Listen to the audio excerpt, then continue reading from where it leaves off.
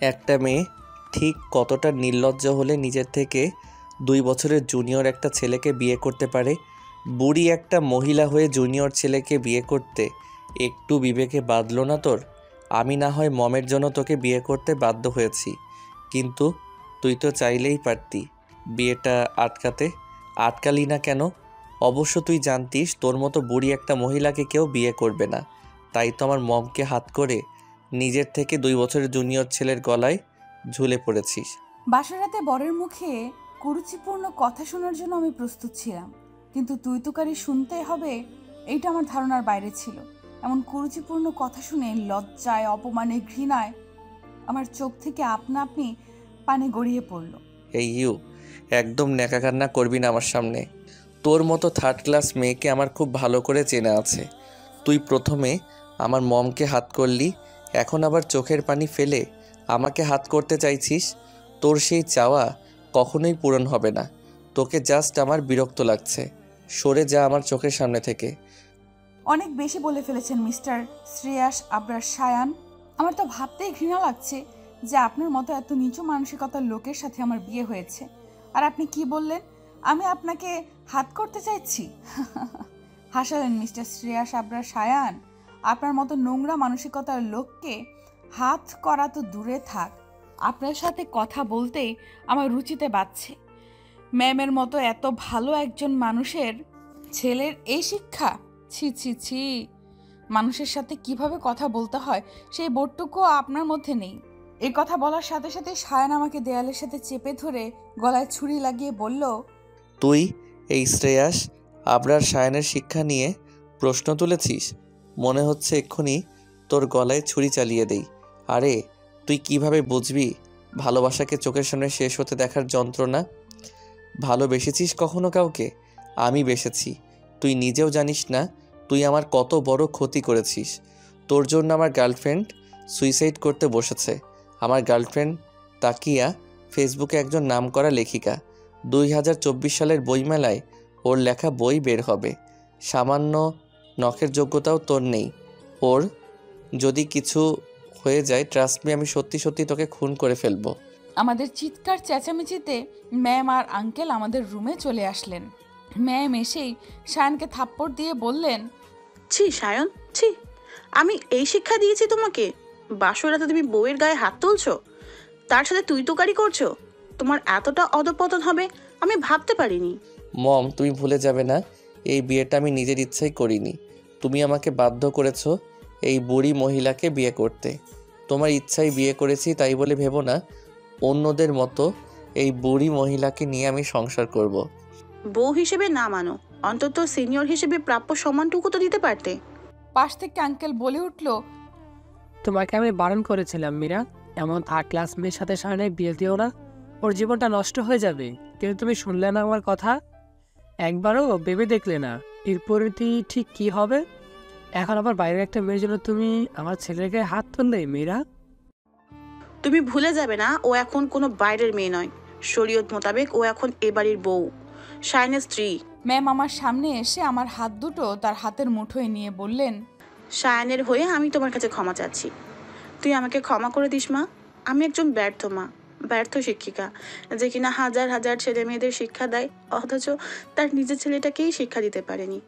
তুই এই রুম থেকে চল, এইখানে তোকে এই মানুষরূপী কুকুরের সাথে আমি কিছুতেই থাকতে দিব না। ম্যাম আমাকে ওনার রুমে নিয়ে এসে একটা সুতি শাড়ি দিল বিয়ের শাড়ি পাল্টে পরার জন্য। আমি ফ্রেশ হয়ে এসে দেখি ম্যাম আমার জন্য খাবার নিয়ে বসে আছে। আসলে সকাল থেকে কিছু খাওয়া হয়নি, প্রচুর ক্ষুধা লেগেছে, কিন্তু সমাজের কথা শুনে খাওয়ার ইচ্ছেটাই মরে গিয়েছিল। এখন ম্যামের হাতে বিরিয়ানি দেখে খাওয়ার ইচ্ছেটা আবার তরতাজা হয়ে গিয়েছে। বিরিয়ানি দেখে জিব্বা লক লক করছে, কিন্তু নতুন বউ হয়ে তো আর একবার বলাতেই খাওয়া শুরু করা যায় না। ম্যাম 2-3 বার বললে তারপর খাওয়া শুরু করব। আমাকে দাঁড়িয়ে থাকতে দেখে ম্যাম বললেন, ঝটপট খাবারটুকু শেষ কর। পেটে ক্ষুধা, মুখে সৌজন্যতা বজায় রেখে বললাম, আমার খেতে ইচ্ছে করছে না ম্যাম। এদিকে বস, আমি খাইয়ে দেই, যদি তোর কোনো আপত্তি না থাকে। না না ম্যাম, আপত্তি থাকবে কেন? আমি তোর জীবনটা শেষ করে দিলাম তাই না রে? তোকে কলঙ্ক থেকে বাঁচাতে গিয়ে আর একটা মিথ্যা সম্পর্কে জড়িয়ে দিলাম। অবশ্য তুই প্রথম যেদিন স্কুলে জয়েন হলি সেদিনই তোকে দেখে আমার ভালো লেগেছিল। লম্বায় 5 ফুট 4 ইঞ্চি একটা মেয়ে, হালকা পাতলা গড়ন, গায়ের রং টকটকে ফর্সা, হাঁটু পর্যন্ত চুল, ডাগর ডাগর চোখ, যে চোখের মায়ায় আমি ডুবে গেছিলাম। তখনই আমার মনের মধ্যে সুপ্ত ইচ্ছা জেগেছিল তোকে সায়ানের বউ করার। কিন্তু তুই যে সায়ানের সিনিয়র ছিলি, তার জন্যই আমার ইচ্ছাটা দমিয়ে রেখেছিলাম। কিন্তু আল্লাহ আমার সেই ইচ্ছাটা পূরণ করেছে। আজ তুই সায়ানের স্ত্রী। সায়ান তোকে মানুক বা না মানুক, তুই সায়ানের বউ হয়ে না, স্বামীরার মতো আমার আরো একটা মেয়ে হয়ে এ বাড়িতে থাকবি। আচ্ছা ম্যাম, একটা কথা বলুন তো, আমার সাথে কি এমন হবার ছিল? আজ যদি আমার বাবা মা বেঁচে থাকতো তাহলে আমাকে আশ্রিতা বুড়ি উপাধি পেতে হতো না। বাদ দে মা, পুরনো কথা ভেবে মন খারাপ করিস না। আল্লাহ যা করেন আমাদের ভালোর জন্যই করেন। স্বামীরা তো ঘুমিয়ে পড়েছে, তুই বরং আমার পাশে শুয়ে পড়, আমি তোর মাথায় বিল কেটে দেই। ম্যাম, যতই পুরনো কথা ভুলতে বলুক, নিজের অতীত কি এত সহজে ভোলা যায়? এতগুলো বছর পরে আবারও আমি ডুব দিলাম আমার অতীতের পাতায়। আমি কুয়াশা মীর, রৌনক মীর ও নাজমা মীরের একমাত্র রাজকন্যা কুয়াশা মীর। কিন্তু ভাগ্যের নির্মম পরিহাসে আমি আজ একজন আশ্রিতা। অন্যদের মতো আমারও হাসি খুশি একটা পরিবার ছিল। আমার বাবা একজন নামকরা ব্যবসায়ী আর মা একজন ব্যাংকার ছিল। আমি ছিলাম আমার বাবা মায়ের চোখের মণি। প্রতি বছর আমার বার্ষিক পরীক্ষা শেষ হলে আমি বাবা মা ফ্যামিলি ট্যুরে চলে আসতাম। সেই বছরও তার ব্যতিক্রম ছিল না। ডিসেম্বরে পরীক্ষা শেষ করে আমরা ফ্যামিলি ট্যুরে রওনা দিলাম কক্সবাজারের উদ্দেশ্যে। গাড়ি চলছে তার আপন গতিতে। বরাবরই আমার গাড়িতে ঘুমানোর অভ্যাস। সবে মাত্র ঘুমের রেশ এসেছে, হঠাৎ আম্মুর চিৎকারে চোখ খুলে দেখি বেসামালভাবে একটা ট্রাক আমাদের দিকে ধেয়ে আসছে। এইটা দেখে আম্মু আমাকে গাড়ি থেকে ধাক্কা দিয়ে বাইরে ফেলে দেয়। ভাগ্যক্রমে আমি বেঁচে গেলেও বাঁচতে পারেনি আমার বাবা মা। চোখের সামনে দুইটা তাজা প্রাণ শেষ হয়ে যেতে দেখেছি। এরপর থেকে শুরু হয় আমার সংগ্রামের জীবন। বাবা মায়ের ছায়াতল ছাড়া বেঁচে থাকা কতটা কঠিন প্রতিনিয়ত উপলব্ধি করেছি। প্রতিনিয়ত বেঁচে থেকেও মরেছি। তবুও দিন শেষে আমার বাবার বলে যাওয়া একটা কথাই আমাকে সাহস জুগিয়েছে। আমি লড়াই করে বাঁচতে শিখেছি। কোনো কারণে যখন ভেঙে পড়তাম, বাবা সবসময় বলতো, এইখানেই শেষ নয় মা, বেঁচে থাকতে হলে আমাদের লড়াই করে বাঁচতে হবে, বাঁচার মতো বাঁচতে হবে। বাবা মা মারা যাওয়ার পর আমাকে নিলামে ওঠানো হয়। কার কাছে আমি থাকবো এই নিয়ে। চাচাদের কাছে আমার ঠাঁই মেলে না, কারণ তারা আগে থেকেই আমাদের ফ্যামিলিকে সহ্য করতে পারতো না। বারবার আমার বাবার উপর অ্যাটাক করতো তাকে মেরে ফেলার জন্য। মাঝে মাঝে আমার নিজের কাছে নিজেই প্রশ্ন করি, আসলেই কি আমার বাবা মায়ের অ্যাক্সিডেন্ট মৃত্যু হয়েছিল নাকি পরিকল্পিত খুন ছিল? অবশেষে আমার মামা সিদ্ধান্ত নেয় তার কাছে রাখার জন্য। মামা আমাকে খুব ভালোবাসতো, কিন্তু মামি আমাকে দু চোখেও সহ্য করতে পারতো না। তার ছেলে মেয়েদের সাথে মিশতে দিত না। প্রায় সময় দেখতাম মামা মামির মধ্যে আমাকে নিয়ে ঝগড়া লাগতে। মামা ব্যবসার কাজে বেশিরভাগ সময় বাইরে থাকতো, আর এই সময়টাই মামি কাজে লাগাতেন। সোনার চামচ মুখে নিয়ে জন্ম হয়েছিল আমার, অথচ মামির সংসারে এসে ঘর মোছা থেকে শুরু করে যাবতীয় কাজ আমার করতে হতো। আমি আসার পর থেকে কাজের মহিলাকে ছাঁটাই করে দিয়েছিল। সারাদিন কাজ করার জন্য বই পড়ার সময় পেতাম না। রাতে যখন সবাই ঘুমিয়ে যেত তখন সারা গায়ে ব্যথা যন্ত্রণা নিয়ে বই পড়তাম। সারা রাত জেগে ফজরের দিকে যখন একটু ঘুমিয়ে পড়েছি, চোখে মুখে পানির ছিটা পেয়ে তড়িঘড়ি করে উঠে দেখি মামি অগ্নি চোখে আমার দিকে তাকিয়ে রয়েছে। কি নবাবের বেটি, বেলা কয়টা বাজে সে খেয়াল আছে আপনার? পড়ে পড়ে ঘুমাচ্ছেন। বাসার কাজগুলো কে করবে শুনি? তোর মা এসে করে দিয়ে যাবে? তোর মা বাবার সাথে তুইও মরলি না কেন? আর মরলি না যখন, তখন আমার ঘাড়ে এসে জুটলি কেন?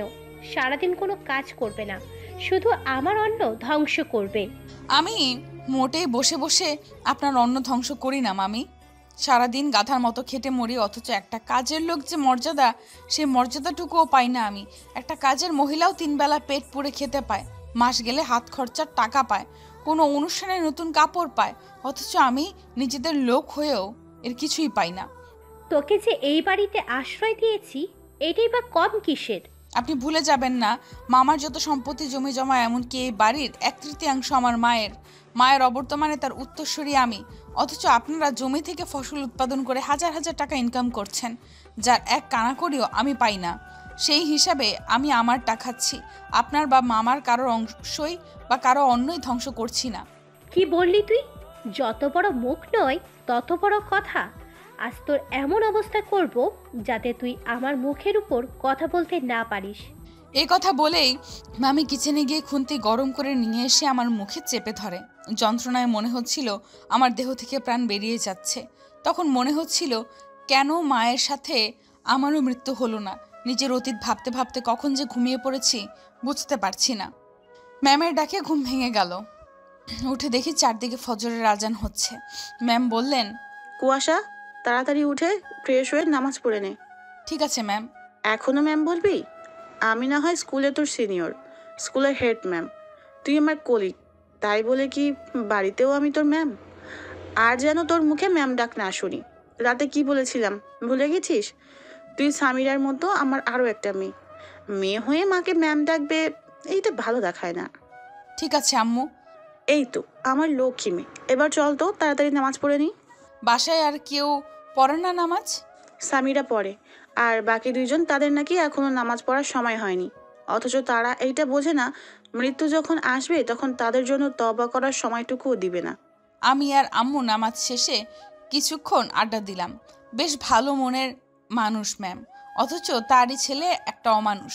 আম্মু, আমি সবার জন্য চা করি। ঠিক আছে কর, তবে সাবধানে করিস। আম্মু, তুমি চিন্তা করো না তো, এইসব রান্নাবান্না করতে করতে অভ্যস্ত হয়ে গেছি আমি। কিচেনে এসে সবে মাত্র চুলোয় পানি বসিয়েছি, এমন সময় পেটে গরম কিছু অনুভব করলাম। মনে হচ্ছে কেউ সিগারেটের আগুন দিয়ে পুড়িয়ে দিচ্ছে। পেছনে ফিরতেই দেখি সায়ন। কি সিনিয়র বেবি, খুব জ্বলছে তাই না? আমার এর থেকে বেশি জ্বলেছিল যখন তোমাকে আমার বিয়ে করতে হয়েছিল। তোমার জন্য মম আমার গায়ে হাত তুলেছিল। আমি তো এত সহজে তোমাকে ছেড়ে দিব না সিনিয়র বেবি। তোমার খুব শখ ছিল এই শ্রেয়াস আবরার সায়নের বউ হওয়ার, তাই না? এর ফল তুমি হাড়ে হাড়ে টের পাবে। আমার ধৈর্যের পরীক্ষা নিতে আসবেন না মিস্টার শ্রেয়াস আবরার সায়ান। আপনি হয়তো জানেন না আমি একজন শিক্ষিকা, আর ধৈর্য না থাকলে কেউ শিক্ষকতার মতো এমন মহান পেশায় আসতে পারে না। এরকম সিগারেটের গরম চেকা, খুন্তির গরম চেকা খাওয়ার অভ্যাস আছে আমার।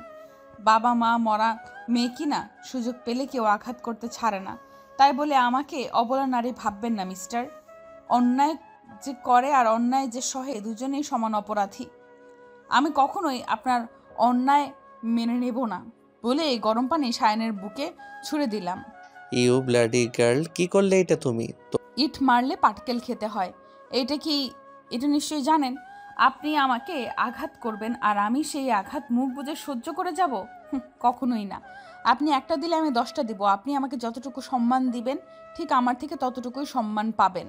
সো নেক্সট টাইম আমার সাথে লাগতে আসবেন না। আমি চা করে কিচেন থেকে বেরিয়ে আসলাম, কিন্তু সায়ন সেইখানে ঠায় দাঁড়িয়ে রইল। হয়তো আমার থেকে এমন কিছু পাল্টা জবাব আশা করেনি। ওকে তো আমি পরে দেখে নিব সিনিয়র বেবি। কেন রে, এতক্ষণ দেখে তো তোর কলিজা ভরেনি? আর আমাকে দেখবি কেন? তোর লেখিকা গার্লফ্রেন্ড কি তোর শোকে মোড়ে পাথর হয়ে গিয়েছে? একদম আমার গার্লফ্রেন্ড নিয়ে বাজে মন্তব্য করবেন না। আপনি লেখালেখির কি বোঝেন? হ্যাঁ, লেখালেখি করতে গেলেও যোগ্যতা লাগে, যা আপনার মতো মেয়ের নেই। আমার যোগ্যতা সম্পর্কে আপনার কোনো আইডিয়া নেই মিস্টার। আর হ্যাঁ, আমার সম্পর্কে বেশি জানতে আসবেন না। দেখা গেল সিনিয়র সম্পর্কে জানতে এসে সিনিয়রের প্রেমেই হাবুডুবু খেলেন। সায়ানকে কিছু বলার সুযোগ না দিয়ে আমি উপরে চলে আসলাম। রুমে এসে দেখি আম্মু ল্যাপটপ নিয়ে কিসের কাজ করছেন। এই যে আম্মু, তোমার চা। এইখানে বস, তোর সাথে আমার কিছু কথা আছে। ততক্ষণ চা তো ঠান্ডা হয়ে যাবে, আগে আঙ্কেলেরটা দিয়ে আসি। ঠিক আছে যা। আসসালামু আলাইকুম, ভেতরে আসতে পারি আঙ্কেল? তুমি এখানে কেন এসেছো? আমাদের পরিবারের সদস্যের মধ্যে মনোমালিন্য সৃষ্টি করে এখন আমার ভালো স্বাস্থ্য এসেছো? আর কি করা বাকি আছে তোমার? আপনার জন্য চা নিয়ে এসেছিলাম। চায়ের কথা বলতেই আঙ্কেল এসে আমার হাত থেকে চায়ের কাপটা নিয়ে মাটিতে ছুঁড়ে ফেলে দিয়ে বললেন, আর কখনো যেন তোমাকে আমার আশেপাশে না দেখি। এখনই বের হও আমার রুম থেকে। আমি লজ্জায় অপমানে রুম থেকে বের হতেই বলিষ্ঠ হাতের বাঁধনে আটকা পড়ে গেলাম। পেছনে ফিরতেই দেখি সামিরা। আসসালামু আলাইকুম ম্যাম। ওয়ালাইকুম সালাম। আচ্ছা ম্যাম, আমি আপনাকে কি বলে সম্বোধন করব? স্কুলে আপনি আমার টিচার, বাসায় আমার একমাত্র ভাইয়ের বউ। এখন তো আপনি আমার কিউট ভাবি হন, তাহলে ভাবিটা কি? না সামিরা, তুমি তো জানো আমাদের বিয়েটা অন্য 5 জনের মতো স্বাভাবিকভাবে হয়নি। আমাদের বিয়ের ব্যাপারে কেউ জানেও না। স্কুলে ব্যাপারটা জানাজানি হলে সবাই আমাকে নিয়ে হাসাহাসি করবে। তার থেকে তুমি বরং আমাকে আপু বলেই ডেকো। ঠিক আছে আপু, কিন্তু স্কুলের সবাই তো জানে তোমার ডাক্তারের সাথে বিয়ে হওয়ার কথা ছিল। আসলে মামা আমাকে সব জায়গাতে তার মেয়ের পরিচয় দিত, বলতো আমার 2টা মেয়ে। মামা কিভাবে যেন জানতে পেরেছিল যে মামি আমাকে অত্যাচার করে, ঠিকমতো খেতে দেয় না। এরপর মামা আর আমাকে বাসায় রাখিনি, আমাকে হোস্টেলে পাঠিয়ে দেয় এবং যাবতীয় খরচ মামাই বহন করত। হোস্টেল থেকে আমি ইন্টার অনার্স মাস্টার্স শেষ করি। মাস্টার্স শেষ করে মাধ্যমিক বিদ্যালয়ের সহকারী শিক্ষিকা পদে আবেদন করি, আর ভাগ্যক্রমে আমার চাকরিটা হয়ে যায়। চাকরির সুবাদে মামি অনেক পরিবর্তন হয়ে যায়, কারণ মাস শেষে মামার অগোচরে মামির হাতে আমার বেতনের অর্ধেক টাকা দিয়ে দিতাম। এরই মধ্যে হঠাৎ একদিন মামি এসে বলল শুক্রবারে আমাকে দেখতে আসবে। যথারীতি দেখতে এলো, আমাকে তাদের পছন্দ হলো, তারা বিয়ের পাকা কথা বলে গেল। কিন্তু তখনও তারা জানতো না আমি মামার বাড়িতে আশ্রিতা, আমার বাবা মা নেই। বিয়ের দিন যখন জানতে পারলো আমি মামার মেয়ে নয় বরং আমি তার বাড়ির আশ্রিতা, তখন ছেলে কোনো আশ্রিতাকে বিয়ে করবে না বলে বিয়ের আসর ছেড়ে চলে যায়।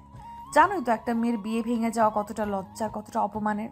অথচ ছেলেদের একটা কেন 1000টা বিয়ে ভাঙলেও কোনো সমস্যা নেই, কারণ আমাদের সমাজে প্রচলিত একটা কথা আছে, স্বর্ণের আংটি বাঁকাও ভালো। বিয়ে ভেঙে যাওয়ার জন্য মামি সবার সামনে আমাকে গালিগালাজ করতে লাগলো। আমি অপয়া, অলক্ষী বলে সবার সামনে থাপ্পড় দিতে যাবে, এমন সময় ম্যাম গিয়ে মামির হাত ধরে ফেলে। পাগল হয়ে গেছেন আপনি? এত বড় মেয়ের গায়ে হাত তুলতে দ্বিধাবোধ করছেন না? ও মা, এ দেখি মায়ের থেকে মাসির দরদ বেশি। বলি, এতদিন দরদ কই ছিল? ওর মতো অলক্ষী মেয়ে ঠাঁই নেই আমার বাসায়। এতই যখন দরদ দেখাচ্ছেন, তাহলে নিয়ে যান আপনার সাথে করে। হ্যাঁ, নিয়ে যাব, আমার একমাত্র ছেলের বউ করে।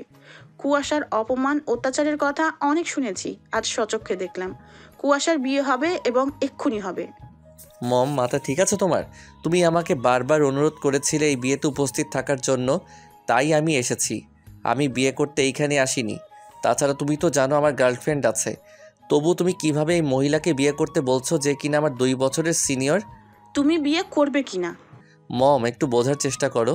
করবে কিনা, হ্যাঁ অথবা না?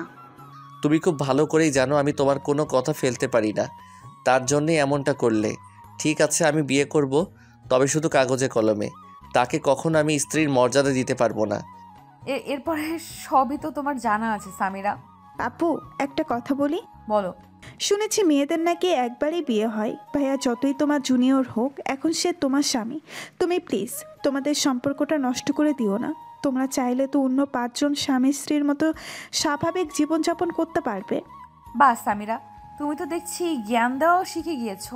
মনে হচ্ছে তুমি আমার টিচার আর আমি তোমার ছাত্রী। তোমার তো কিছুদিন পরে এসএসসি পরীক্ষা, সকাল সকাল না পড়তে বসে আঙ্কেলের রুমে আড়ি পাচ্ছিলে কেন? আমি তোমার কাছেই যাচ্ছিলাম আপু, হঠাৎ বাবার রুম থেকে চিল্লাচিল্লি শুনে দাঁড়িয়ে গেলাম। তুমি বাবার কথাই কিছু মনে করো না। বাবা তোমাদের বিয়েটা মানতে পারেনি। বাবা চেয়েছিলেন তার বিজনেস পার্টনারের মেয়ে তানিয়া আপুকে ভাইয়ার বউ করতে, কিন্তু আম্মু তাকিয়া আপুকে পছন্দ করে না। তাকিয়া আপু অনেক বেশি আধুনিক আর উশৃঙ্খল, যার আম্মুর পছন্দ নয়। আম্মু সবসময় আফসোস করে বলতো, ইস, কুয়াশার মতো এমন একটা মেয়েকে যদি আমার সায়ানের বউ করতে পারতাম। আম্মু একবার চেয়েছিল তোমার মামার কাছে বিয়ের প্রস্তাব নিয়ে যাওয়ার জন্য, কিন্তু তোমার বয়সের কথা চিন্তা করে আবার পিছিয়ে গিয়েছিল। আমার মনে হয় কি জানো, তাকিয়া আপু কখনো ভাইয়াকে ভালোবাসেনি। ভালোবেসে ভাইয়ার টাকাকে, ভাইয়াকে শুধুমাত্র তার স্বার্থে ব্যবহার করেছে। যখন এই স্বার্থ হাসিল হয়ে যাবে, ভাইয়াকে তখন আর কোনো প্রয়োজনই পড়বে না। তাকিয়া তোমার ভাইয়ার লেখিকা গার্লফ্রেন্ড, তাই না? হ্যাঁ, শুনেছি এবারের বইমেলায় নাকি তাকিয়া আপু বই বের হবে, তবে আমার মনে হয় না তার লেখা বই কেউ কিনে পড়বে। এত বড় নামকরা একজন লেখিকার বই পড়বে না কেন? আপুর যে কুকুরের মতো ব্যবহার, 2 কলম লিখতে পেরে নিজেকে অনেক বড় কিছু মনে করে। তোমার ভাইয়া তো খুব এক্সাইটেড তার লেখিকা গার্লফ্রেন্ডের বই প্রকাশিত হওয়ার জন্য। আমিও খুব এক্সাইটেড, তবে তাকিয়া আপুর জন্য নয়, আমার আম্মুর এমনকি ভাইয়ারও পছন্দের একজন লেখিকা সাইফাতুল মুনতাহা আপুর জন্য। মুনতাহা আপু অনলাইনে একজন ফেমাস রাইটার। শুধু তাই নয়, আপু নাটক ও শর্ট ফিল্মের স্ক্রিপ্ট রাইটার হিসাবে কাজ করে। 2024 সালের বইমেলায় আপুর লেখা বইও প্রকাশিত হবে। আমার কতদিনের ইচ্ছা আপুকে ফেস টু ফেস দেখার, তাকে একটু ছুঁয়ে দেওয়ার। কী রে সামিরা, তুই সকাল সকাল পড়তে না বসে এই বুড়ি মহিলার সাথে কিসের এত গল্প করিস? ও নিশ্চয়ই তোকে কুবুদ্ধি দিচ্ছে। এই বুড়ি মহিলার থেকে সাবধান থাকবি। ভাইয়া কাকে বুড়ি বলছো তুমি? আমার মনে হয় তোমার চোখই বুড়ো হয়ে গেছে। তুমি জানো আপুর জন্য ভার্সিটিতে কত ছেলেরা পাগল। একবার তো আমাদের স্কুলের সাংস্কৃতিক অনুষ্ঠানে একটা জুনিয়র ছেলে আপুকে পুরো স্কুল ক্যাম্পাসের সামনে প্রপোজ করেছিল। হুম, যেই না চেহারা নাম রাখছে তার পেয়ারা। সিনিয়র বেবি, তুমি আমার সাথে আমার রুমে চলো। কেন? বাসর পালন করব, তাই রাতে তো করতে পারিনি, তাই দিনে করব। তাড়াতাড়ি রুমে আসো। আমি আপনার কথা শুনতে বাধ্য নই। কিভাবে বাধ্য করতে হয় আমার খুব ভালো করেই জানা আছে। আমি যখন বলেছি যাব না, আমার সম্পূর্ণ কথা শেষ হওয়ার আগেই সায়ান আমার হাত ধরে টানতে টানতে ওর রুমে নিয়ে গিয়ে দরজা বন্ধ করে দিয়ে শার্টের বোতাম খুলতে খুলতে আমার দিকে আগাতে লাগলো। আমি যখন বলেছি যাব না, আমার সম্পূর্ণ কথা শেষ হওয়ার আগেই সায়ান আমার হাত ধরে টানতে টানতে ওর রুমে নিয়ে গিয়ে দরজা বন্ধ করে দিয়ে শার্টের বোতাম খুলতে খুলতে আমার দিকে আগাতে লাগলো।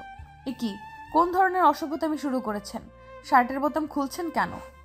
তোমাকে দেখাতে। ছি ছি, আমি কি আপনার বডি দেখতে চেয়েছি? ডার্টি মাইন্ডের লোক একটা। I hate your dirty mind. তোমাকে এটাই দেখাতে চাচ্ছি যে তুমি গরম পানি ছুঁড়ে আমার বুকের কি অবস্থা করেছো। দেখো কি রকম লাল বর্ণ ধারণ করেছে। তুমি কিভাবে পারলে ওই রকমভাবে গরম পানি ছুটতে? আহা হা হা, নিজের বেলায় চালডা আর পরের বেলায় ঠান্ডা। আপনি যে অমানুষের মতো আমাকে সিগারেটের আগুন দিয়ে পুড়িয়ে দিলেন, সেই বেলায় কিছুই না। আপনাকে গরম পানি ছুঁড়েছি, বেশ করেছি। নেক্সট টাইম এই আঘাতই আপনাকে মনে করিয়ে দিবে আমার সাথে লাগতে আসার পরিণতি। এখন দরজা খুলুন, আমি বের হব। কি হলো, কথা কানা যায় না? ঠিক আছে, আমি নিজেই খুলে নিচ্ছি। বলেই যেই না দরজা খুলতে যাব, তখনই সায়ান পেছন থেকে আমার হাত মুচড়ে দিয়ে বলল, এত তাড়াতাড়ি আমি তোমাকে ছাড়ছি না সিনিয়র বেবি। আঘাত যখন তুমি দিয়েছো, মলমও তুমিই লাগাবে। আমি কেন? আপনার লেখিকা গার্লফ্রেন্ডকে ফোন করুন, সে এসে আদর সোহাগ দিয়ে ক্ষত সারিয়ে তুলবে। তোমার ওই নোংরা মুখে তুমি আমার গার্লফ্রেন্ডের নাম উচ্চারণ করবে না। শুধুমাত্র তোমার জন্য তাকিয়া আজ হসপিটালে মৃত্যুর সাথে পাঞ্জা লড়ছে। এর জন্য তুমি দায়ী। তাকিয়ার যদি সত্যিই কিছু হয়ে যায়, আমি কিন্তু তোমাকে ছেড়ে কথা বলবো না। মা গো, টুরু লাভ। আপনার টুরু লাভ কখনো আপনাকে ভালোবাসেনি। আপনার লেখিকা গার্লফ্রেন্ড আপনাকে বলেছে সে সুইসাইড করতে বসেছে, কিন্তু আপনি কি স্বচক্ষে দেখেছেন? দেখেননি তো? না দেখেই আপনার লেখিকা গার্লফ্রেন্ডের অ্যাকাউন্টে হাজার হাজার টাকা ট্রান্সফার করেছেন। This is the main point. আপনার লেখিকা গার্লফ্রেন্ড কখনো আপনাকে চায়নি, চেয়েছে আপনার টাকা। এখন আপনার মনে প্রশ্ন জাগতে পারে, আমি আপনার ব্যাপারে এত কিছু কিভাবে জানলাম? আম্মু শুধুমাত্র আমার কলিগ নয়, আমার একজন ভালো বন্ধুও। আপনার প্রত্যেকটা কথা আম্মু আমার সাথে শেয়ার করত। আপনার নারী নক্ষত্র জেনেই আপনাকে বিয়ে করেছি। কুয়াশা ম্যাম, আপনি খুব ভালো লেকচার দিতে পারেন। অনেক লেকচার শুনিয়েছেন। এবার দয়া করে ফ্রিজ থেকে বরফ নিয়ে এসে আমার ক্ষত স্থানে লাগিয়ে দিন। আমার ঠেকা পড়েনি, আমি পারবো না। নিজের কাজ নিজে করে নিন। বিয়ে করেছি কি নিজের কাজ নিজে করার জন্য? তার উপর আবার সিনিয়র বউ বিয়ে করেছি। ভাবছি ব্যবসা বাণিজ্য সব বাদ দিয়ে বউয়ের টাকায় বসে বসে খাবো। আমি কিছু বলতে যাব তার আগেই দরজায় টোকা পড়লো। আপু, তুমি কি ভেতরে আছো? ভাইয়ের সাথে কিসের এত গল্প করছো, তাও আবার দরজা বন্ধ করে দিয়ে? আম্মু এক্ষুনি ডাকছে তোমাকে, তাড়াতাড়ি আম্মুর রুমে এসো। ঠিক আছে সামিরা, তুমি যাও, আসছি আমি। তুমি কোথাও যাচ্ছ না সিনিয়র বেবি। আগে আমার ক্ষত স্থানে বরফ লাগিয়ে দাও। আমি পারবো না। আম্মু ডাকছিলে, আসছি আমি বলে দরজা খুলে চলে আসলাম। আম্মু ডেকেছো? হ্যাঁ বস। তোদের বিয়েটা যেহেতু হুট করে হয়ে গিয়েছে, কেউ তোদের বিয়ের ব্যাপারে জানে না, তাই আমি চাচ্ছিলাম ছোটোখাটো একটা বউ ভাতের আয়োজন করতে। তোর মামা মামিও তো আমাদের বাসায় আসেনি, এই সুযোগে তাদেরও দেখা হয়ে যাবে। না না আম্মু, শুধু শুধু কি দরকার আছে মানুষ আসানোর? আমাদের সমাজ জুনিয়রকে বিয়ে করাটা ভালো চোখে দেখে না। যেখানে আমাদের সম্পর্কটাই ভিত্তিহীন, সেখানে কি প্রয়োজন আছে ঘটা করে লোকজন জানানোর? ঠিক আছে, তুই যা বলিস তাই হবে। তুই যদি যাস এই কাগজে কলমের সম্পর্ক থেকে বেরিয়ে আসতে, আমি তোদের ডিভোর্সের ব্যবস্থা করে দিব। তবে আমি মনে করি ডিভোর্স কোনো সমস্যার সমাধান নয়। আমি চাই তুই আর সায়ান অন্য 5টা স্বাভাবিক কাপলদের মতো সংসার কর। আমার ছেলেটা বড্ড অবুঝ, কিন্তু তুই তো ভালো মন্দ সব বুঝিস, তুই ওকে বোঝাবি। দেখ মা, সায়ান জুনিয়র হলেও এখন তোর স্বামী। তুই কেন তোর স্বামীর অধিকার ছেড়ে দিবি? তাকিয়া ভালো মেয়ে নয় মা, ওর কাজই হচ্ছে বড়লোক ছেলেদের হাত করে তাদের থেকে টাকা হাতিয়ে নেওয়া। তুই শাইনের স্ত্রী, তুই চাইলেই পারবি তাকিয়ার থেকে আমার ছেলেটাকে ফিরিয়ে আনতে। তুমি শুধু দেখবে আমার জুনিয়র বরের কি হাল আমি করি। এই সিনিয়রের প্রেমে যদি ওকে হাবুডুবু খাওয়াতে না পারি তো আমার নামও কুয়াশা নই। প্রয়োজনে হুজুরের থেকে পড়া পানি এনে খাওয়াবো তোমার ছেলেকে। তারপর দেখবে তোমার ছেলে সারাক্ষণ বউয়ের আঁচলের তলায় ঘুরঘুর করবে আর সারাদিন কুয়াশা কুয়াশা করবে। Just wait and watch. পাগলি মেয়ে আমার। আমিও চাই আমার অবুঝ ছেলেটার একটু সুবুদ্ধি হোক। তুই যদি আমার ছেলেকে তোর প্রেমের জালে ফাঁসাতে পারিস, আমি তোকে এমন একটা গিফট দিব যা তুই কখনো ভাবতেও পারবি না। ওকে ডান। তাহলে এখন থেকেই মিশন শুরু করে দে। কিভাবে শুরু করব? একটা ক্লু তো দাও। আমি তো আর আগে সংসার করে আসিনি যে বুঝতে পারবো কিভাবে জুনিয়র বরের মনে প্রেমের আগুন জ্বালানো যায়। সেইটাও তোকে বলে দিতে হবে? আচ্ছা বাদ দাও, তুমি বলো তোমার ছেলে আর তোমার বর কি কি খেতে পছন্দ করে। তোমার বর তো আগেই আমাকে বলে দিয়েছে আমি যেন তার আশেপাশে না যাই। এখন আমি রান্না করলে তোমার বর কি আমার হাতে রান্না খাবে? আমার বর করছিস কেন? বাবা হয় তোর। সে তো আমাকে বাবা ডাকার অধিকার দেয়নি। আমি বাবা ডাকলে দেখা গেল সে আমাকে ঠাটিয়ে এক চড় দিয়ে বলল, এই মেয়ে আমি তোমার বাবা ডাকার অধিকার তোমাকে দেইনি। কোন সাহসে তুমি আমাকে বাবা ডাকলে? না রে মা, মানুষটাকে যেমন উপরে উপরে শক্ত মনের মনে হয়, ভিতরে কিন্তু ততটাই নরম। আসলে আমি এক প্রকার জোর করে শায়নের বিয়েটা দিয়েছি তো, তাই তোকে মানতে পারিনি। কিন্তু দেখিস আস্তে আস্তে সব ঠিক হয়ে যাবে। তখন ওই মানুষটা তোকে মাথায় করে রাখবে। তাই যেন হয় আম্মু। আম্মু আমি কিচেনে যাচ্ছি, দেখি আমার হাতের রান্না খাইয়ে বর আর শ্বশুরের মন জয় করতে পারি কিনা। ঠিক আছে যা মা, রেনু তোকে রান্না করতে সাহায্য করবে। আমার স্কুলের কিছু কাজ বাকি রয়েছে, না হলে আমিই তোকে সাহায্য করতাম। ঠিক আছে আম্মু, সমস্যা নেই, আমি সবটা সামলে নিতে পারবো। আমি আসলেই অলরাউন্ডার বৌমা পেয়েছি। এখনকার যুগের মেয়েরা তো পড়াশুনো করলে কোনো কাজেই হাত দিতে চায় না। তারা কাজ করতে না পারাটাকে গর্বের মনে করে। অথচ আমার মেয়েটা একজন মাধ্যমিক বিদ্যালয়ের শিক্ষিকা হয়েও সব কাজে পারদর্শী। সবাই তো আর আমার মতো মা বাবা মরা মেয়ে নয় আম্মু। আমি কি তোর মা নই? এরপর যদি আর কখনো তোর মুখে বাবা মা মরা মেয়ে বলতে শুনি, তখন কিন্তু আমি তোর মুখ সেলাই করে দিব। সরি আম্মু, ভুল হয়ে গিয়েছে। এই যে দেখো কান ধরেছি। এইবারের মতো ক্ষমা করে দিলাম, নেক্সট টাইম কিন্তু পিটুনি পড়বে। ওকে আম্মু। আমি কি আপনাকে হেল্প করবো আপামনি? মিষ্টি কণ্ঠের পেছনে ফিরে দেখি আনুমানিক 12টা কি 13 বছর বয়সী হালকা পাতলা গড়নের একটা মেয়ে দাঁড়িয়ে আছে।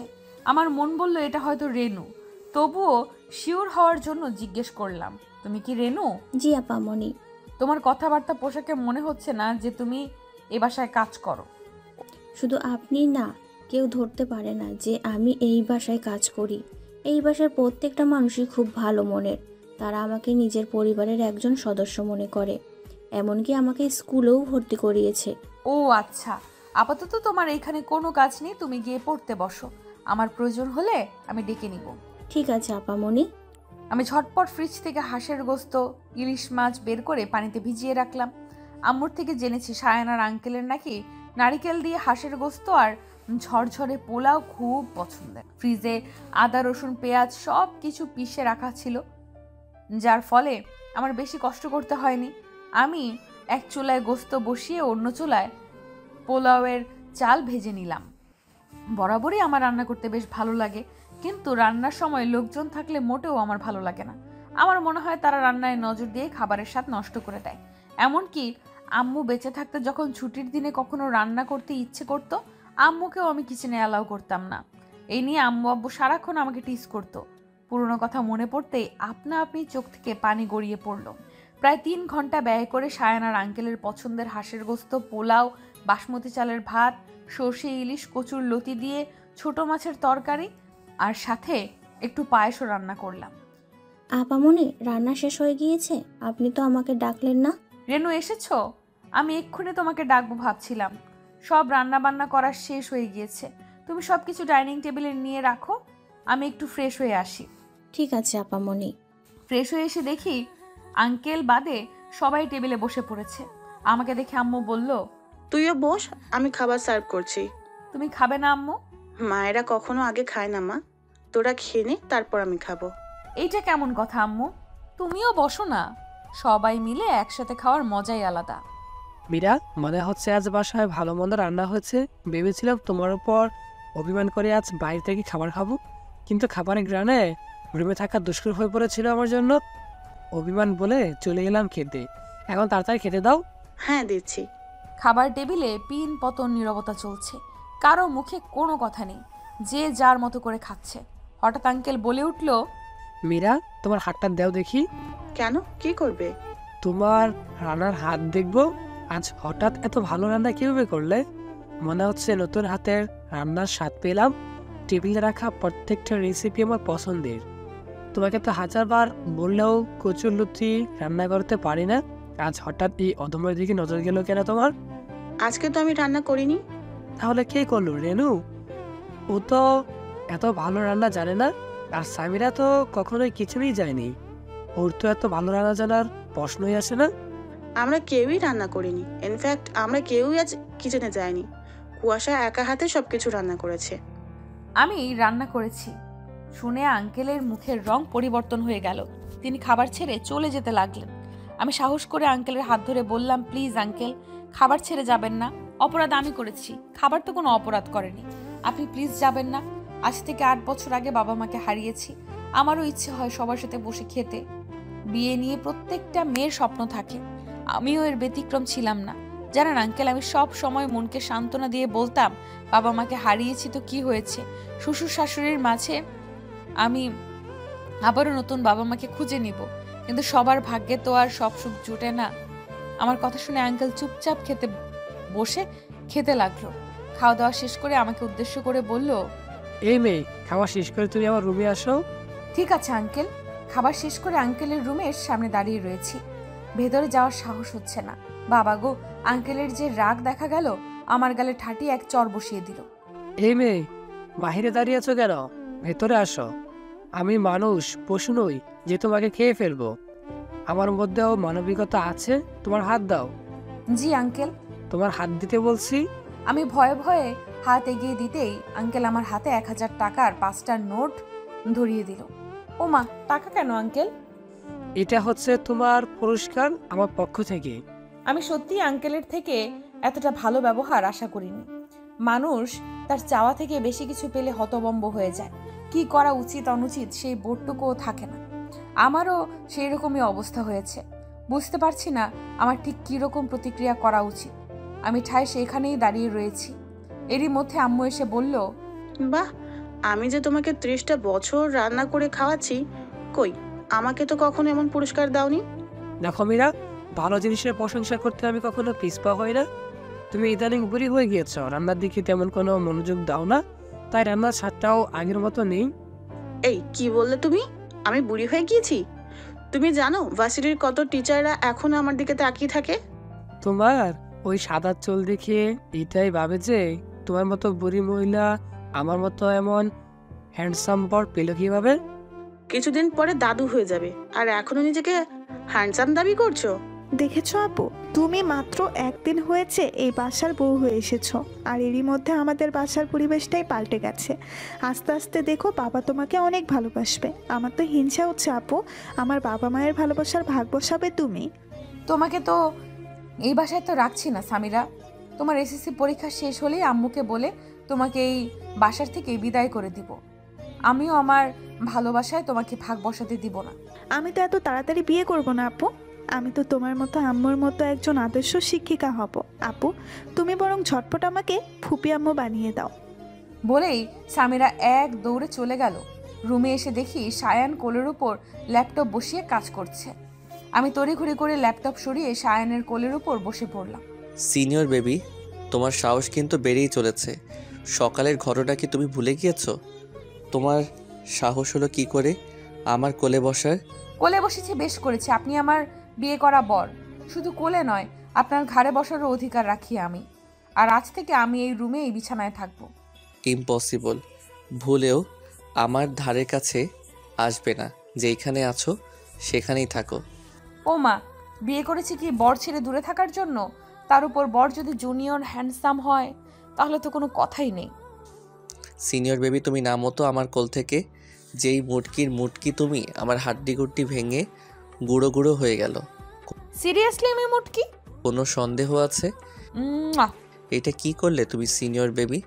সরি, আমি আসলে অতি সুখী হয়ে দিয়েছি।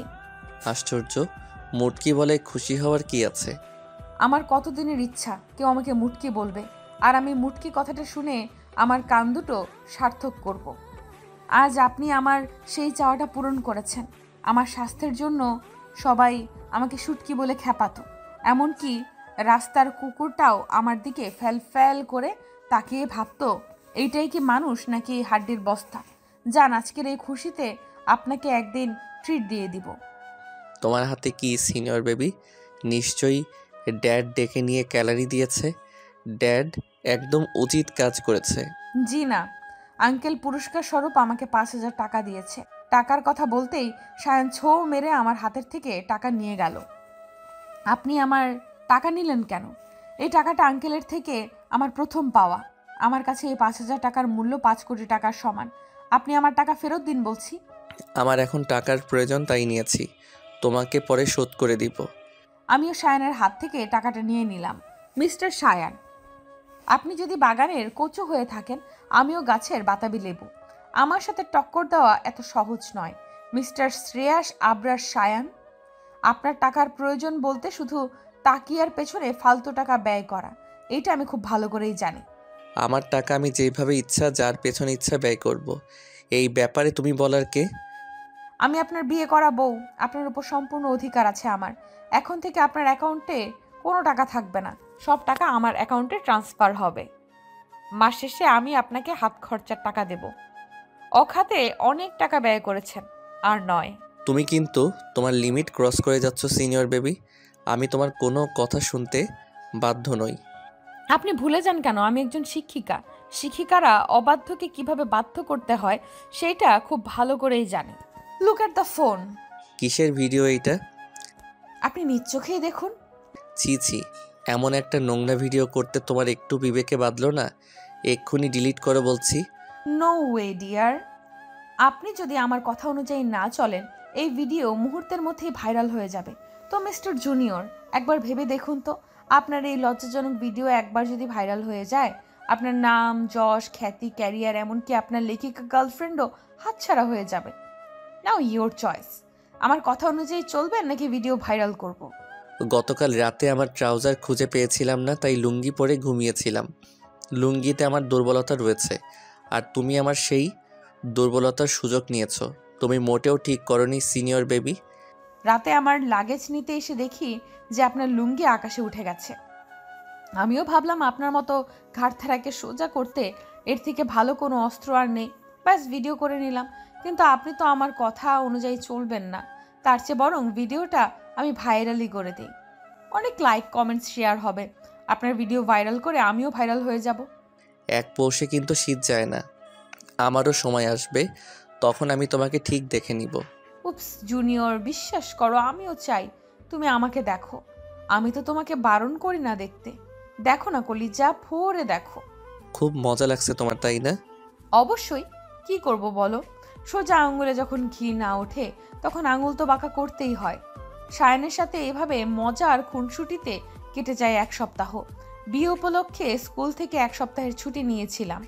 আজ থেকে আবার স্কুলে জয়েন করতে হবে। আমি তাড়াতাড়ি উঠে ফজরের নামাজ পড়ে নিলাম। সায়ানকে অনেকবার ডাকলাম কিন্তু উঠলো না। আমি জানি সায়ান জেগে জেগে ঘুমানোর ভান করছে যাতে নামাজ পড়তে না হয়। সায়ান খুব খারাপ হয়ে যাচ্ছে, কিন্তু সিনেমাতে দেখতাম গাড়ি নিয়ে গাছের সাথে অ্যাক্সিডেন্ট করে নায়ক নায়িকার স্মৃতিশক্তি হারিয়ে যেত। কিন্তু তোমার কি অতিরিক্ত ঘুমের কারণে স্মৃতিশক্তি হারিয়ে গেল নাকি? তুমি কি ডিলের কথা ভুলে গিয়েছো? এখন থেকে 5 মিনিট সময় দিলাম, এর মধ্যে যেন দেখি তুমি মসজিদে চলে গিয়েছো। আমার কথার অবাধ্য হলে জানো তো কি করব। বেশি কিছু করব না বেবি, শুধু ভিডিওটা ভাইরাল হয়ে যাবে। যাচ্ছি তো সিনিয়র বেবি, এত প্যারা দাও কেন? সোজা করে বললেই তো পারো। আমি রুমটা গুছিয়ে কিচেনে চলে গেলাম। কিচেনে গিয়ে দেখি আম্মু নাস্তা রেডি করছে। আমি আম্মুকে পেছন থেকে জড়িয়ে ধরে বললাম, গুড মর্নিং আম্মু। Good morning to baby. তুমি কিচেনে কেন আম্মু? আমি রান্না করতাম। তুই তো এই 1 সপ্তাহ রান্না করেছিস মা। আজকে থেকে তোর আবার স্কুলে জয়েন করতে হবে। এখন রান্না করে আবার দিন ভরে বক বক করতে হবে, অনেক কষ্ট হয়ে যাবে তোর। আমার তো তেমন ক্লাস নিতে হয় না, কিন্তু তোর তো অনেকগুলো ক্লাস নিতে হয়, তাই ভাবলাম আমি রান্না করি, তুই বরং ছুটির দিনে রান্না করিস। ঠিক আছে আম্মু। আমি নাস্তা সেরে রেডি হয়ে স্কুলে চলে আসলাম। স্কুলে এসেই মিনহাজ স্যারের সাথে দেখা হয়ে গেল। আরে কুয়াশা, কেমন আছো? আলহামদুলিল্লাহ ভালো। আপনি কেমন আছেন স্যার? আমার আর ভালো থাকা হলো কই, বাদ দাও আমার কথা। তোমার সংসার জীবন কেমন চলছে? আপনাকে তো বলা হয়েছিল, আসলেন না কেন বিয়েতে? চোখের সামনে নিজের ভালোবাসার মানুষকে অন্যের হতে দেখার সাহস আমার ছিল না কুয়াশা।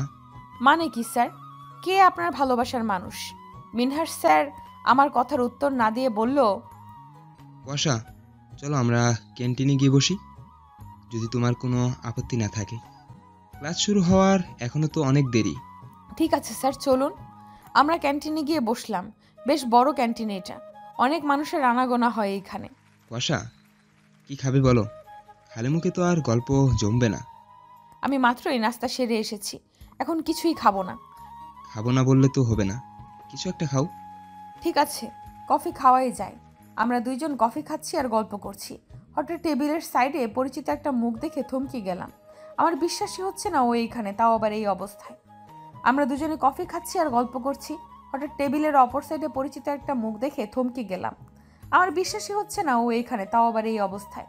টেবিলের ওপর সাইডে কেউ নয়, স্বয়ং তাকিয়া বসে রয়েছে। শুধু তাকিয়া একা নয়, ওর সাথে একটা ছেলেও বসে রয়েছে। দুইজনে এমনভাবে ছিপকে রয়েছে যেন তারা স্বামী স্ত্রী।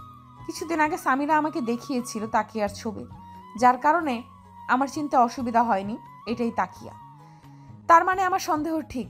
তাকিয়া সুইসাইড করার মিথ্যা নাটক করে সায়ানের থেকে হাজার হাজার টাকা হাতিয়ে নিয়েছে, আর সায়ান সেটা বুঝতেও পারেনি। আম্মু ঠিকই বলেছিল, সায়ানটা বড্ড অবুঝ। বয়সের দিক থেকে পরিপক্ক হয়েছে, কিন্তু বুদ্ধি পারেনি। আমিও ঝটপট কয়েকটা পিক তুলে নিলাম আমার জুনিয়র বরের লেখিকা গার্লফ্রেন্ডের। কিন্তু একটা বিষয় আমি কিছুতেই বুঝতে পারছি না। আমি যতটুকু জানি তাকিয়া একজন বড়লোক বাবার মেয়ে। ওর তো টাকা পয়সার কোনো অভাব থাকার কথা নয়। তারপরও তাকিয়া সায়নের থেকে কেন মিথ্যা কথা বলে টাকা নেয়? কি এমন কারণ থাকতে পারে? এ কি কুয়াশা, কফি খাচ্ছ না কেন? ঠান্ডা হয়ে যাবে তো। এই যে খাচ্ছি তো। তোমাকে কোনো কারণে চিন্তিত লাগছে? কি হয়েছে কুয়াশা? আমাকে বন্ধু মনে করে বলতে পারো। কিছু না স্যার, আজকে নবম শ্রেণীতে আমার জাবেদার ক্লাস নিতে হবে। বাসা থেকেও প্রিপারেশন নিয়ে আসিনি, তাই ভাবছিলাম ঠিক মতো পারবো তো ক্লাস নিতে। তুমি বরং এখন বইয়ের পাতায় একটু চোখ বুলিয়ে নাও, আমার এক্ষুনি ক্লাস শুরু হবে। আসছি আমি, বাই। ঠিক আছে স্যার। মিনহাজ স্যারের সাথে কথা বলতে বলতে টেবিলের অপর সাইডে কখন যে ফাঁকা হয়ে গেছে বুঝতে পারিনি। ও শিট, সাপুরে বিন বাজানোর আগেই সাপ হাতছাড়া হয়ে গেল। কোনো ব্যাপার না, গর্ত খুঁড়ে কিভাবে সাপ বের করতে হয় এই কুয়াশার খুব ভালো করেই জানা আছে। ক্যাশ কাউন্টারে বিল পেমেন্ট করতে গিয়ে শুনি মিনহাজ স্যার বিল পরিশোধ করে গিয়েছে। আচ্ছা আঙ্কেল, 4 নম্বর টেবিলে যারা বসেছিল আপনি কি তাদেরকে চেনেন? আমি তো খেয়াল করিনি মা। আচ্ছা, তুমি 2 মিনিট অপেক্ষা করো, আমি সিসি ক্যামেরা চেক করে বলছি। ঠিক আছে আঙ্কেল। মা, এই মেয়েটার নাম তাকিয়া, আর সাথে ওর হাজব্যান্ড রিয়ান। কিছুদিন আগেই এদের বিয়ে হয়েছে। তাকিয়ার বাবা আমার পরিচিত, আমিও উপস্থিত ছিলাম ওদের বিয়েতে। ঠিক আছে আঙ্কেল, ধন্যবাদ। ক্যান্টিন থেকে বেরিয়ে সোজা ক্লাসে চলে আসলাম, কিন্তু মনোযোগ দিতে পারছি না। তাকিয়ার ব্যাপারটা আমার মস্তিষ্কে গেঁথে গেছে। আমি ভেবেছিলাম সাধারণ সাপ হবে, কিন্তু এখন তো দেখছি সাক্ষাৎ কালনাগিনী। তাজা একটা বর থাকতেও আমার ভুলো ভালা জুনিয়র বরের থেকে টাকা হাতিয়ে নিচ্ছে। ব্যাপারটা কেমন এক ফুল দোমালি টাইপের হয়ে গেল না? তাকিয়ার ব্যাপারটা নিয়ে ছক করছিলাম, এর মধ্যেই স্টুডেন্টরা বলে উঠল, ম্যাম, আমরা জাবেদার ডেবিট ক্রেডিট হিসাবটা কিভাবে নির্ণয় করব বুঝতে পারছি না। সমস্যা নেই, আমি বুঝিয়ে দিচ্ছি। হিসাব 5 প্রকার, এটা নিশ্চয়ই তোমরা জানো। জি ম্যাম। 5 প্রকার হিসাব হলো: 1 সম্পদ, 2 দায়, 3 মালিকানা সত্ত্ব, 4 আয়, 5 ব্যয়। এর মধ্যে সম্পদ আর ব্যয় বৃদ্ধি পেলে ডেবিট আর হ্রাস পেলে ক্রেডিট। অপরদিকে দায়, মালিকানা সত্ত্ব, আয় বৃদ্ধি পেলে ক্রেডিট আর হ্রাস পেলে ডেবিট। যেমন একটা উদাহরণ দেই, নগদ 10,000 টাকা দিয়ে একটা আলমারি ক্রয় করা হলো। এখানে আলমারি ক্রয় করার ফলে আমাদের সম্পদ বৃদ্ধি পেয়েছে আর নগদ অর্থ হ্রাস পেয়েছে। তাহলে আমাদের জাবেদা হবে সম্পদ বৃদ্ধি পাওয়ার জন্য আলমারি হিসাব ডেবিট আর নগদ অর্থ কমে যাওয়ার জন্য নগদান হিসাব ক্রেডিট। অন্য একটা উদাহরণ দেই, কামালের নিকট নগদে বিক্রয় 5,000 টাকা। এখানে নগদে বিক্রয় করার ফলে নগদ টাকা বৃদ্ধি পেয়েছে আর বিক্রয় করার ফলে আয় বৃদ্ধি পেয়েছে। তাহলে এইখানে জাবেদা হবে নগদ টাকা বৃদ্ধির কারণে নগদান হিসাব ডেবিট, অপরদিকে আয় বৃদ্ধি পাওয়ায় কারণে বিক্রয় হিসাব ক্রেডিট। এই একই নিয়মে সব জাবেদা করতে হবে। আগে বুঝতে হবে কোন হিসাবটা বৃদ্ধি পেয়েছে আর কোনটা হ্রাস পেয়েছে। আশা করি তোমরা বুঝতে পেরেছো। জি ম্যাম, আমরা পারবো। লাঞ্চের পর আরও 2টা ক্লাস শেষ করে আমি আম্মুর বাসায় ফিরে এলাম। রুমে এসে দেখি সায়ান ল্যাপটপ নিয়ে কাজ করছে। সায়ান আমার জন্য 1 গ্লাস ঠান্ডা শরবত নিয়ে আসো তো, খুবই ক্লান্ত লাগছে। আমাকে বলছো? আমার কি দ্বিতীয় বর আছে যে তাকে বলবো? আমি নিজে কখনো জগ থেকে গ্লাসে পানি ঢেলে খাই না, আর তোমাকে আমি শরবত করে এনে খাওয়াবো? How funny. সায়ান, তোমাকে কিছু দেখানোর আছে আমার। আমার কিছু দেখা লাগবে না সিনিয়র বেবি। তোমার কিছু দেখানো মানেই আমার মান সম্মান নিয়ে টানাটানি করা। তার থেকে বরং আমি তোমার জন্য শরবত করে নিয়ে আসছি। এই তো বউয়ের বাধ্য গুলুমুলু বর একটা, গাল টেনে দিয়ে বললাম। এই একদম আমার গাল টানবে না, বিরক্ত লাগে এইটা আমার। আমার সেই ছোটবেলার অভ্যাস, বাচ্চাদের দেখলে গাল টানতে না পারলে ভালো লাগে না। এটাকে আদর করা বলে, বুঝলে? লাগবে না আমার এমন আদরের। ঠিক আছে, তুমি তাড়াতাড়ি শরবত নিয়ে আসো। এই নাও তোমার শরবত, এখন আবার মুখে তুলে খাইয়ে দিতে বলো না যেন। ফ্রেশ হয়ে এসে দেখি সায়ান সত্যি সত্যি শরবত নিয়ে আসছে। অবশ্য তুমি চাইলে দিতে পারো, আমি কিছু মনে করব না। তুমি ভেবো না সিনিয়র বেবি আমি তোমাকে ভালোবেসে শরবত করে নিয়ে আসছি। শুধুমাত্র ভিডিওটার জন্য ব্ল্যাকমেইলের শিকার হয়ে আমাকে এত কিছু করতে হচ্ছে। তোমার মতো কত ঘাটতারা পোলা পায় এক চুটকিতে সোজা করে দিয়েছি, আর তুমি কিনা বাসর রাতে আমার গলায় ছুরি চালিয়ে দিয়েছিলে।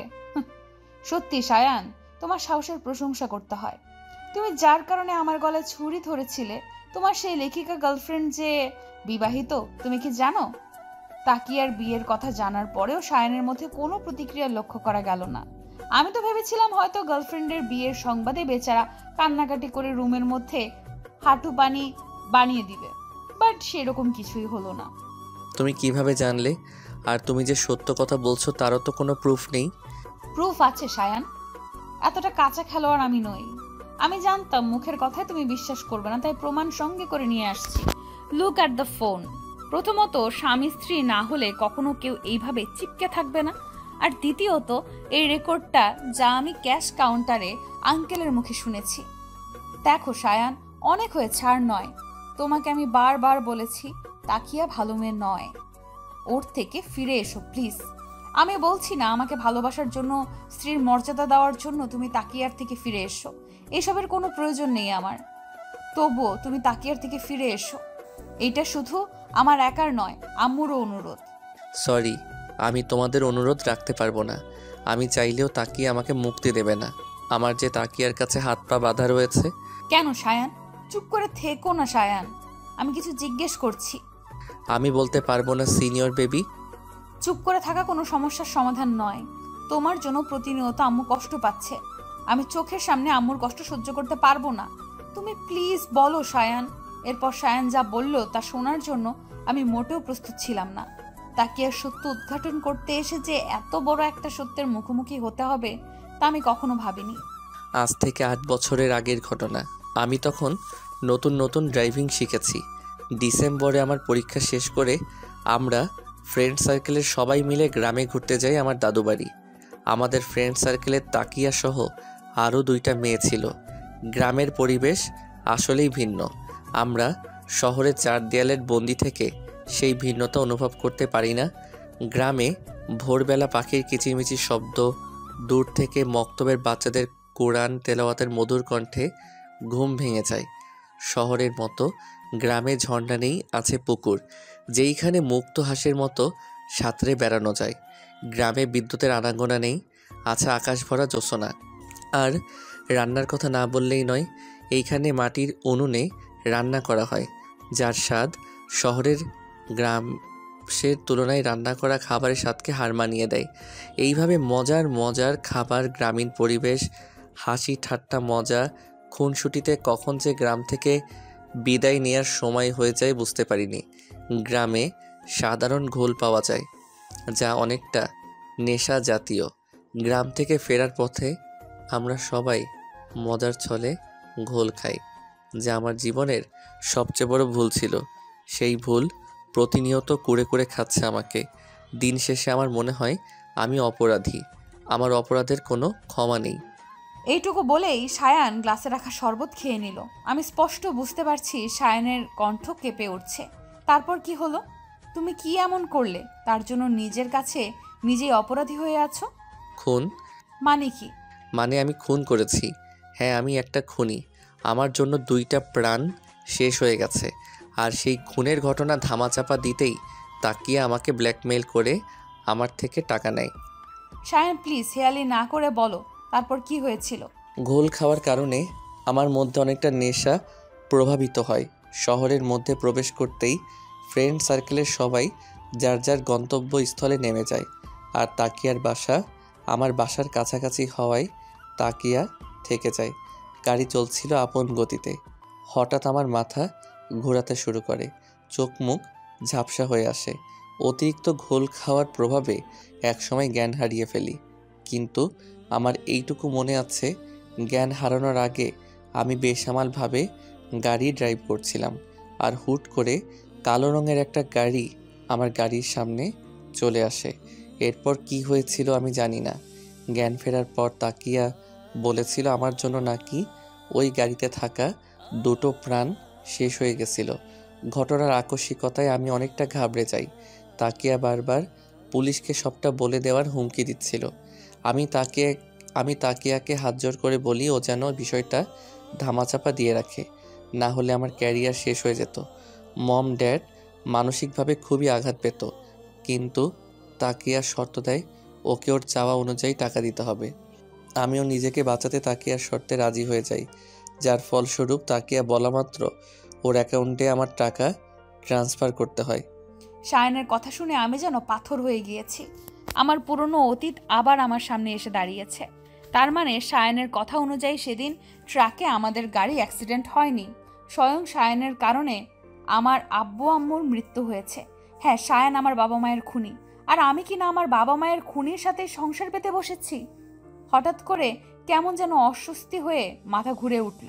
আমি পড়ে যেতেই সায়ান আমাকে ধরে ফেলে। সিনিয়র বেবি, কি হলো তোমার? তুই স্পর্শ করবি না আমাকে, তুই একটা খুনি। কি বলছো কি তুমি? সেদিন তোর ফুর্তি করার জন্য অ্যাক্সিডেন্ট আর কারণ নয়, স্বয়ং আমাদের গাড়িতে হয়েছিল।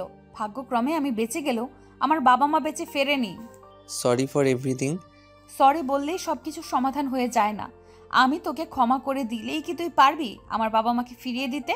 পারবি বাবা মায়ের থেকে হারিয়ে যাওয়া ভালোবাসা ফিরিয়ে দিতে? বাবা মা মারা যাওয়ায় মামির কাছে দিন রাত অত্যাচারের শিকার হয়েছি। এমনকি আশ্রিতা ছিলাম বলে বিয়ের আসর ছেড়ে বর চলে গিয়েছিল। পারবি সেই অপমান ফিরিয়ে নিতে? এ কথা বলতে সায়ান আমার পা জড়িয়ে ধরল। এ কি, তুই আমার পায়ে হাত দিয়েছিস কেন? পা ছাড় বলছি। আমি তোকে না মানলেও তুই আমার স্বামী। স্বামী হয়ে স্ত্রীর পায়ে হাত দেওয়াটা বেমানান দেখায়। তুমি আমাকে ক্ষমা না করা পর্যন্ত আমি তোমার পা ছাড়বই না সিনিয়র বেবি। তুমি আমাকে যে শাস্তি দিবে আমি মাথা পেতে নিব, তবু তুমি আমাকে ক্ষমা করো। তুই যা করেছিস তাতে আদৌ কি তুই ক্ষমার যোগ্য? বলছি তো আমার ভুল হয়েছে। এই ভুলে প্রতিনিয়ত আমি নিজেও শেষ হয়ে যাচ্ছি। কিন্তু তুমি কিভাবে শিওর হলে ওইটা তোমাদেরই গাড়ি ছিল? কারণ কালো গাড়িতে আমরা ছিলাম আর 2জন লোক আমার বাবা মা ছিল। তুই যা তো এখান থেকে, ভালো লাগছে না আমার। আমাকে একটু একা থাকতে দে। কুয়াশাকে এই অবস্থায় দেখে শায়ানের মোটেও ভালো লাগছে না। কষ্ট হচ্ছে কুয়াশার জন্য। ওর এই অবস্থার জন্য শায়ান নিজেকে দায়ী করছে।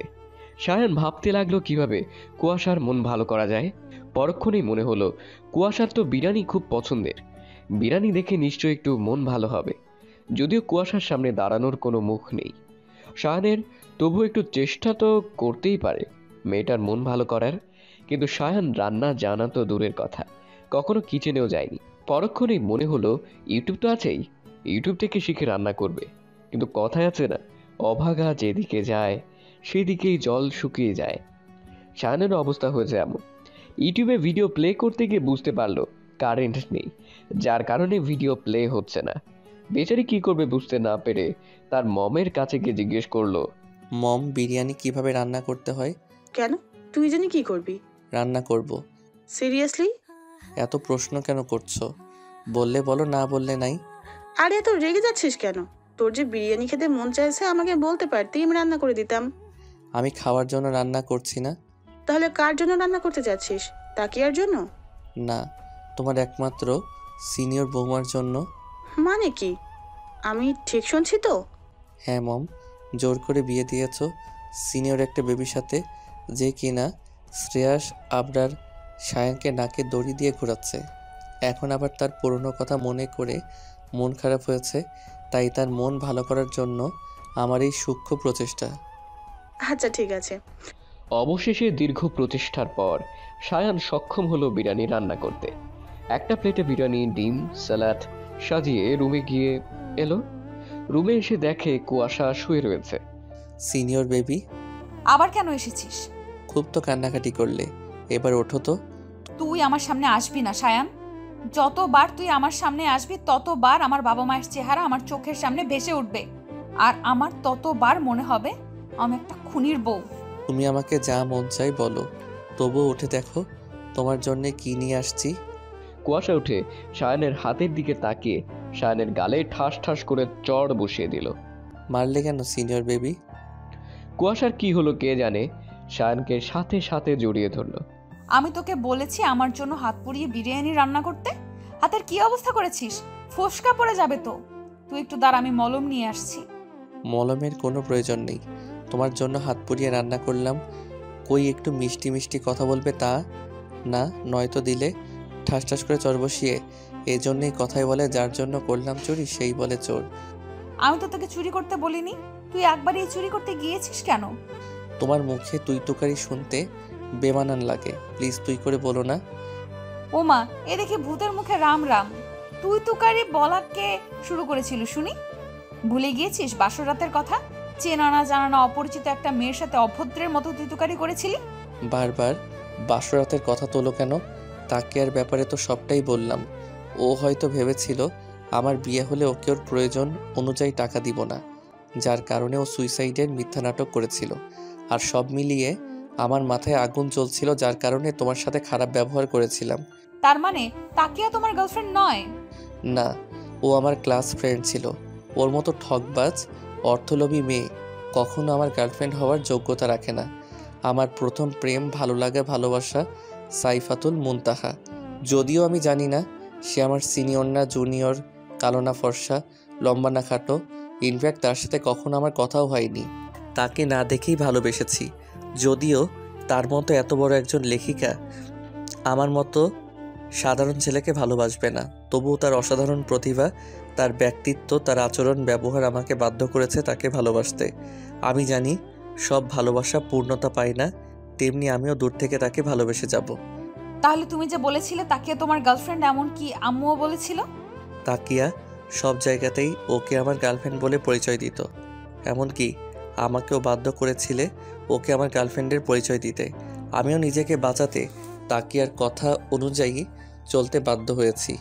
আর 2 দিন ধরে তাকিয়ার সাথে কোনো প্রকার যোগাযোগ করতে পারছি না, ওর ফোন বন্ধ। এখন এত কথা না বলে ঝটফট বিরিয়ানি খেয়ে নাও দেখি, ঠান্ডা হয়ে গেলে বিরিয়ানির স্বাদ পাবে না। তুমি খেয়েছো? খাওয়ার আর সময় পেলাম কই? তাছাড়া তুমি যে কথার সাথে থাপ্পড় খাইয়েছো, এমনিতেই পেট ভরে গেছে। আপাতত 1 সপ্তাহ না খেলেও চলবে। আমি তো তোমার বাবা মাকে ইচ্ছা করে মারিনি, আর আমি শিওর জানিও না আসলে কি কোনো অ্যাক্সিডেন্ট হয়েছিল নাকি সবটাই সাজানো নাটক, কারণ আমি নেশার ঘোরে ডুবেছিলাম। তাকিয়ে আমাকে যেভাবে বলেছিল আমি সেইভাবেই বিশ্বাস করে নিয়েছিলাম। সরি, আসলে আমি সত্যিটা না জেনে বুঝে তোমাকে অনেক কথা শুনিয়েছি। আমার প্রথম থেকেই সন্দেহ হয়েছিল আমার বাবা মায়ের মৃত্যু অ্যাক্সিডেন্টে হয়নি, তাদেরকে পরিকল্পিতভাবে খুন করা হয়েছে। আর আমার ধারণাটাই সত্যি হয়েছে। সেদিন তোমার গাড়িতে আমার বাবা মায়ের অ্যাক্সিডেন্ট হয়নি। আমার মনে হয় তাকিয়া তোমাকে ঘোলের সাথে নেশা জাতীয় দ্রব্য মিশিয়ে খাইয়েছিল, কারণ ঘোল খেয়ে এতটাও নেশা হয় না। এর পেছনে নিশ্চয়ই তাকিয়ার কোনো হাত রয়েছে, আর যেইখানে তুমি শুধুমাত্র দাবার গুটি হিসেবে ব্যবহৃত হয়েছ। কিছুক্ষণ আগেই তো বললে আমি তোমার বাবা মায়ের খুনি, আর এখনই বলছো আমি কিছু করিনি। কিন্তু তুমি এত কিছু জানলে কিভাবে? বিয়ের 1 দিন আগে আমার ফোন পানিতে পড়ে নষ্ট হয়ে যায়। এতদিন ফোন সার্ভিসিংয়ে ছিল। আজ যখন ফোন পুনরায় চালু করলাম, তখন এই মেসেজগুলো দেখে বুঝতে পেরেছি আমার বাবা মায়ের খুন মেসেজের অপর পাশের ব্যক্তি করেছে, আর যার সাথে তাকিয়াও জড়িত রয়েছে। দেখো বিয়ের দিনের মেসেজে লেখা। তোমাকে আমি কিছুতেই অন্যের হতে দিব না টিয়া পাখি। তোমাকে পাওয়ার জন্য এত পরিশ্রম করেছি, সেই পরিশ্রম কিছুতে ব্যর্থ হতে পারে না। বিয়ের রাতের মেসেজ। আমি ব্যর্থ হয়ে গেলাম, পারলাম না বিয়েটা আটকাতে। আমি চেয়েছিলাম তোমার বিয়ে ভেঙে দেওয়ার পর সবাই যখন তোমার উপর আঙ্গুল তুলবে, ঠিক তখন আমি ভালো মানুষ সেজে তোমার সামনে যাব, তোমাকে বিয়ে করে আমার করে নিব। কিন্তু আমার সব প্ল্যান বেচতে দিয়ে কোথা থেকে যেন ওই বুড়ি তার কচি ছেলে নিয়ে উদয় হলো, আমার বুকে আগুন জ্বালিয়ে দিয়ে। তুমি হয়তো এতক্ষণ কাশারে মগ্ন হয়ে গেছো। বিশ্বাস করো পাখি, আমার কলিজা ছিঁড়ে যাচ্ছে। মনে হচ্ছে তোমার জুনিয়র বরকে ঠিক সেইভাবে মৃত্যু দেই যেইভাবে তোমার বাবা মাকে দিয়েছিলাম। আরে বাহ, এ তো দেখছি তোমার সাইকো প্রেমিকার জন্য বাবা মাকে খুন। ভাবা যায় কত ভালোবাসে তোমাকে। এ কি সিনিয়র বেবি, তুমি কান্না করছো কেন? আমি তো মজা করছিলাম। দেখো যা হবার তা তো হয়ে গিয়েছে। আমরা এখন চাইলেও আঙ্কেল আন্টিকে ফিরিয়ে নিয়ে আসতে পারবো না, কিন্তু আঙ্কেল আন্টির খুনিকে বের করে ঠিক শাস্তি দিতে পারবো। তুমি চিন্তা করো না সিনিয়র বেবি, আমি আছি তোমার সাথে। আর তাকিয়ার সাথে ও আমার অনেক বোঝাপড়া বাকি আছে। এখন ঝটফট চোখের পানি মুছে তাড়াতাড়ি খেয়ে নাও তো। তুমিও তো খাওনি, আর হাতের যা অবস্থা মনে হয় না হাত দিয়ে খেতে পারবে। হা করো, আমি খাইয়ে দেই।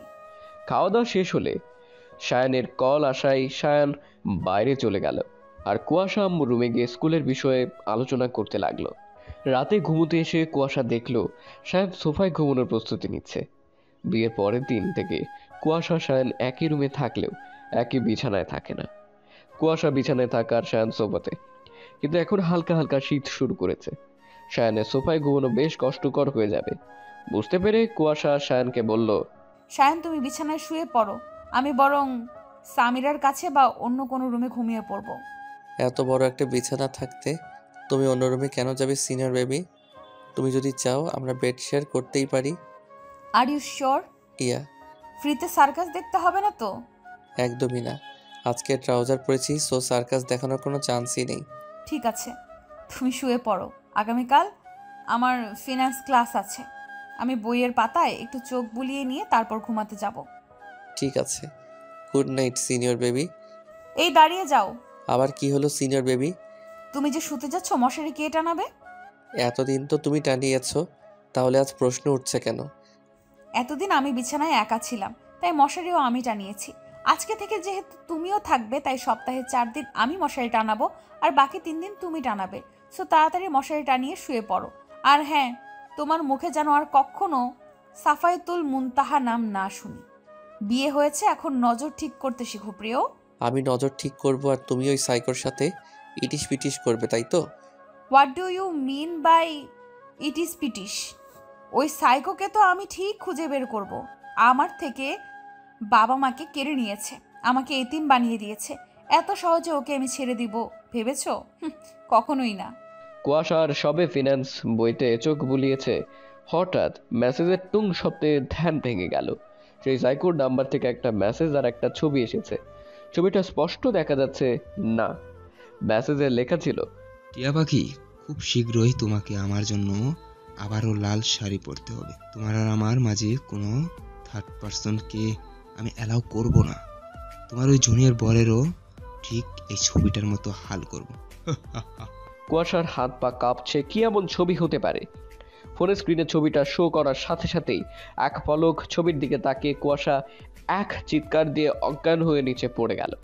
সায়নের সবে মাত্র চোখ লেগে আসছিল, হঠাৎ কুয়াশার চিৎকারে তড়িঘড়ি করে উঠে দেখে কুয়াশা মেঝেতে অজ্ঞান অবস্থায় পড়ে রয়েছে। সায়ন কি করবে বুঝে উঠতে পারছে না।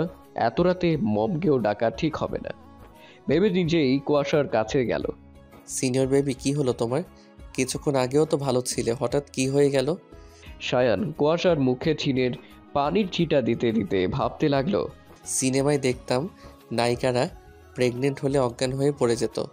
ও মাই গড, তার মানে কি সিনিয়র বেবি প্রেগনেন্ট হয়ে গেল? সায়নের এমন আকাশ কুসুম ভাবনার মধ্যে কুয়াশার জ্ঞান ফিরল।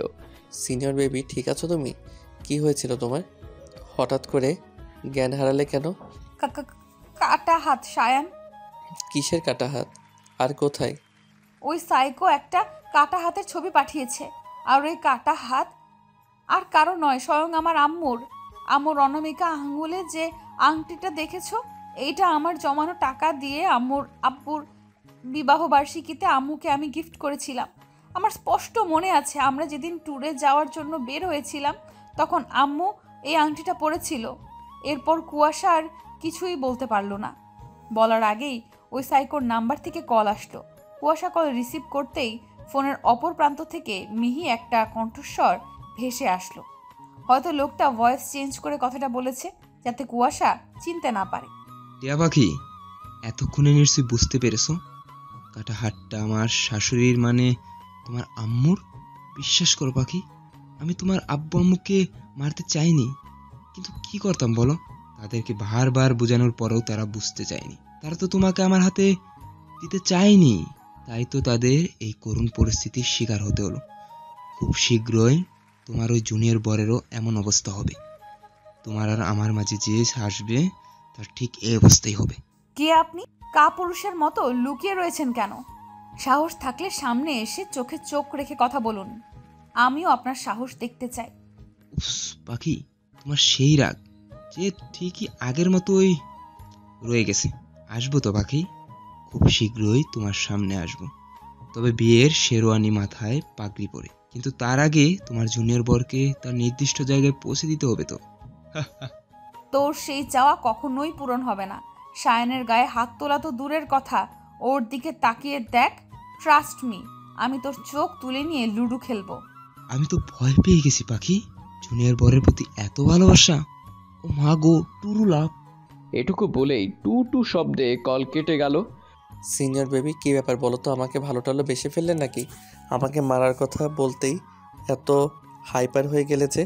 কুয়াশা সায়ানের প্রশ্নের উত্তর না দিয়ে চুপচাপ গিয়ে বিছানায় শুয়ে পড়ল। সিনিয়র বেবি, কথা বলছো না কেন? শরীর খারাপ লাগছে? মমকে ডেকে দিব? তার কোনো প্রয়োজন নেই, তুমি শুয়ে পড়ো। সায়ান যেন মুহূর্তের মধ্যেই বুঝদার হয়ে গেল। কুয়াশাকে নিজের বুকে টেনে নিয়ে বাচ্চাদের মতো সায়ানের বুকে গুটি সুটি মেরে পড়ে রইল।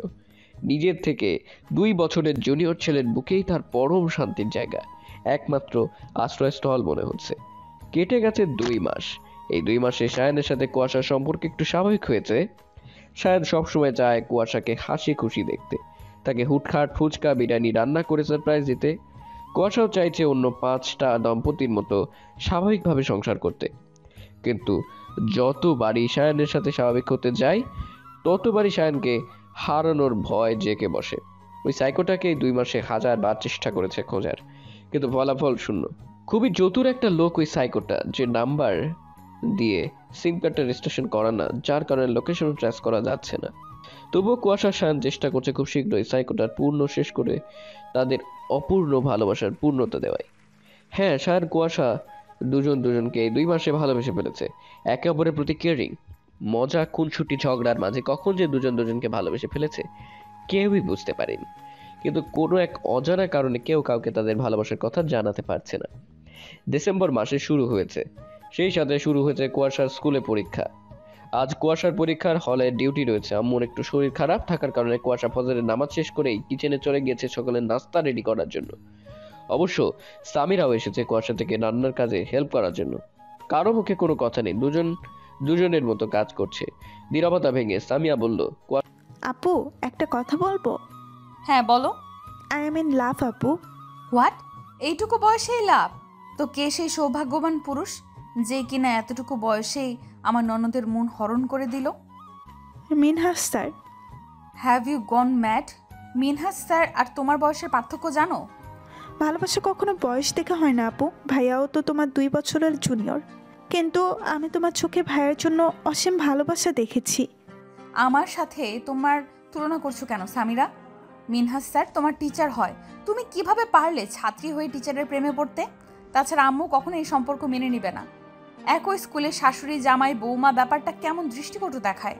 আম্মু তো কিছুদিন পরেই অবসরে চলে যাবে। আমারও এসএসসি পরীক্ষা শেষ হলে আমি এই স্কুল থেকে চলে আসব। তখন তো আমাদের টিচার স্টুডেন্ট সম্পর্ক থাকবে না। আমি তো তোমার কাছে এতদিন কিছু চাইনি। প্লিজ আপু, আমার এই চাওয়াটুকু পূরণ করো। ঠিক আছে, দেখছি আমি কি করা যায়। লাভ ইউ আপু। Love you too. কুয়াশা রান্নার পর্ব শেষ করে সকাল সকাল নাস্তা সেরে স্কুলে যাওয়ার জন্য রেডি হচ্ছে এমন সময় সায়ান এসে কুয়াশাকে পেছন থেকে জড়িয়ে ধরে। ব্যাপারটা কুয়াশা এনজয় করলেও সায়ানকে বুঝতে না দিয়ে গরম চোখে বলল, সায়ান, কি শুরু করেছো? দেখেছো তো, রেডি হচ্ছি। ইদানিং তোমার খুব সাহস বেড়েছে, তাই না? আমি যে তোমার সিনিয়র, এটা কি ভুলে গিয়েছো? আর একবার যদি তোমার মুখে সাফাইতুল মুনতাহা নাম শুনেছি, তোমার ঠ্যাং ভেঙে রুমে বসিয়ে রাখবো বলে দিলাম। সিনিয়র হও বা জুনিয়র হও, তুমি আমার বিয়ে করা বউ। আমার অধিকার আছে তোমাকে হাক করার। আমি আমার বউকে হাক করছি, অন্য কাউকে তো করিনি। কি আর করব বলো? ঘরে এত সুন্দরী বউ দেখলে শুধু আদর করতে মন চাই। অবশ্য তুমি যদি চাও সাইফাতুল মুনতাহাকে পটিয়ে তার সাথে। সায়ান বাকি কথাটুকু সম্পূর্ণ করতে পারল না। তার আগেই কুয়াশা সায়ানের গাল চেপে ধরে বলল, তাহলে ভালোবাসি কথাটা বলে দাও। সব কথা বলে না হৃদয়, কিছু কথা বুঝে নিতে হয়।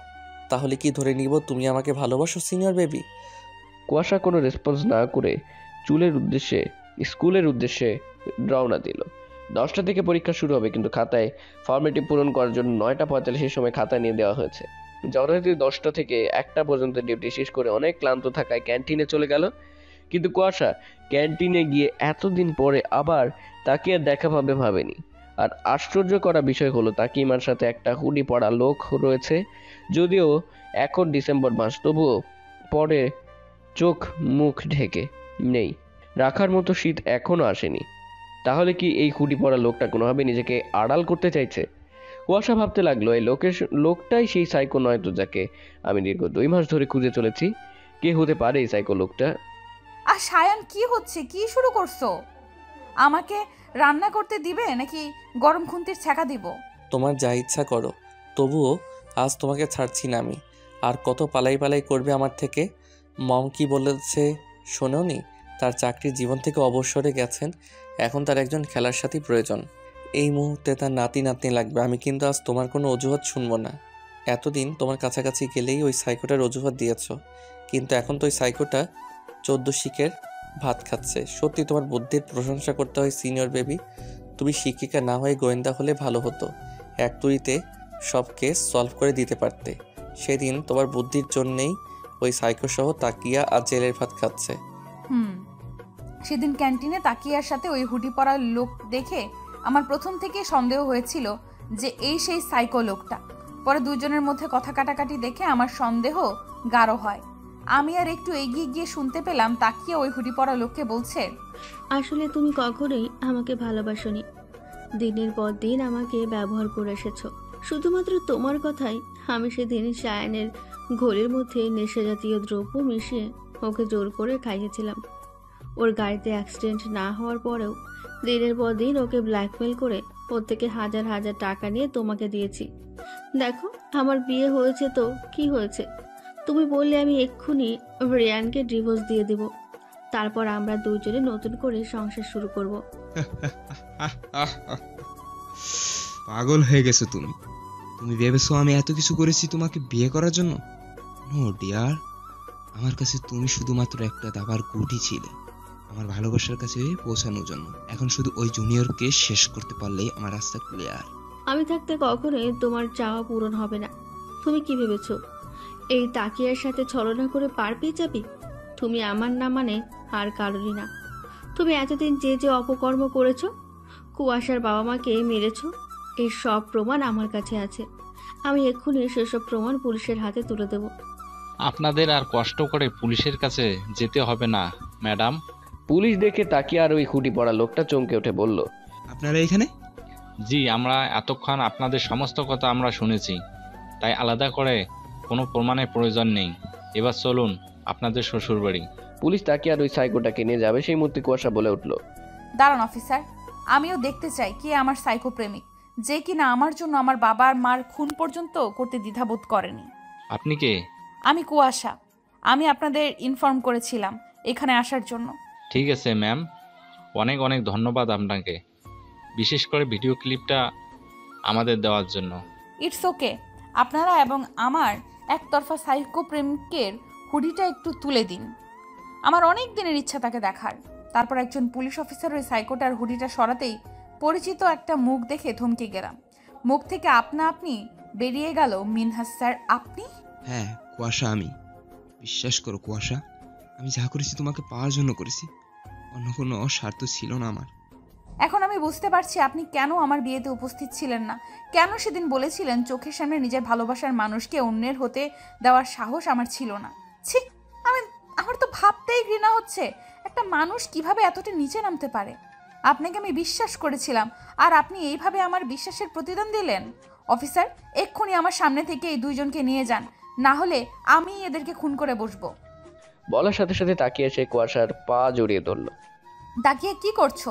পা ছাড়ো বলছি, না হলে কিন্তু আমি তোমাকে লথি দিয়ে ফেলে দিব। তোমরা যা ইচ্ছে করো, তবু আমাকে পুলিশে দিও না প্লিজ। আমি যা করেছি মিনহাজের কথা অনুযায়ী করেছি। 2024 সালের বইমেলায় আমার বই প্রকাশিত হবে। প্লিজ কুয়াশা, আমার কেরিয়ার গড়ার আগেই তুমি ভেঙে দিও না। তুমি তো নিজেই একটা নোংরা মানসিকতার মেয়ে। তোমার লেখা বই পড়ে মানুষ আর কি শিখবে? তোমার ওই ন্যাকা কান্নায় আমাকে তুমি ভোলাতে পারবে না। যাও, তোমার যোগ্য স্থানে চলে যাও। সময় বহমান, সময় তার আপন গতিতে বইতে থাকে। দেখতে দেখতে 2023 সাল বিদায় নিয়ে 24 সাল চলে আসলো। আজকে বাসার সবাই অনেক এক্সাইটেড। তারা আজ তাদের প্রিয় লেখিকা সাইফাতুল মুনতাহার দেখা পাবে। সবার মাঝে টান টান উত্তেজনা, কখন তারা বৌমালায় পৌঁছাবে। সিনিয়র বেবি, হলো তোমার, একটু তাড়াতাড়ি করো। খুব তাড়া দেখছি তোমার। মনে হচ্ছে বইমেলায় বই আনতে না বউ আনতে যাচ্ছ। আর এখন? মিথ্যা বলবো না, একসময় সাইফাতুল মুনতাহা আমার ভালো লাগা ছিল। আচ্ছা সায়ান, যদি দেখো সাফাইতুল মুনতাহা তোমার খুব কাছের কেউ, তখন তোমার ফিলিংস কেমন হবে? এখন আমার সবটা জুড়ে আমার সিনিয়র বেবি বিরাজ করে। যাওয়া যাক। বইমেলায় সে সবাই অধীর আগ্রহে বসে আছে তাদের প্রিয় লেখিকা সাইফাতুল মুনতাহাকে দেখার জন্য। এরই মধ্যে কুয়াশার নিখোঁজ। সবাই মিলে অনেক খোঁজাখুঁজির পরে কুয়াশার দেখা মিলছে না।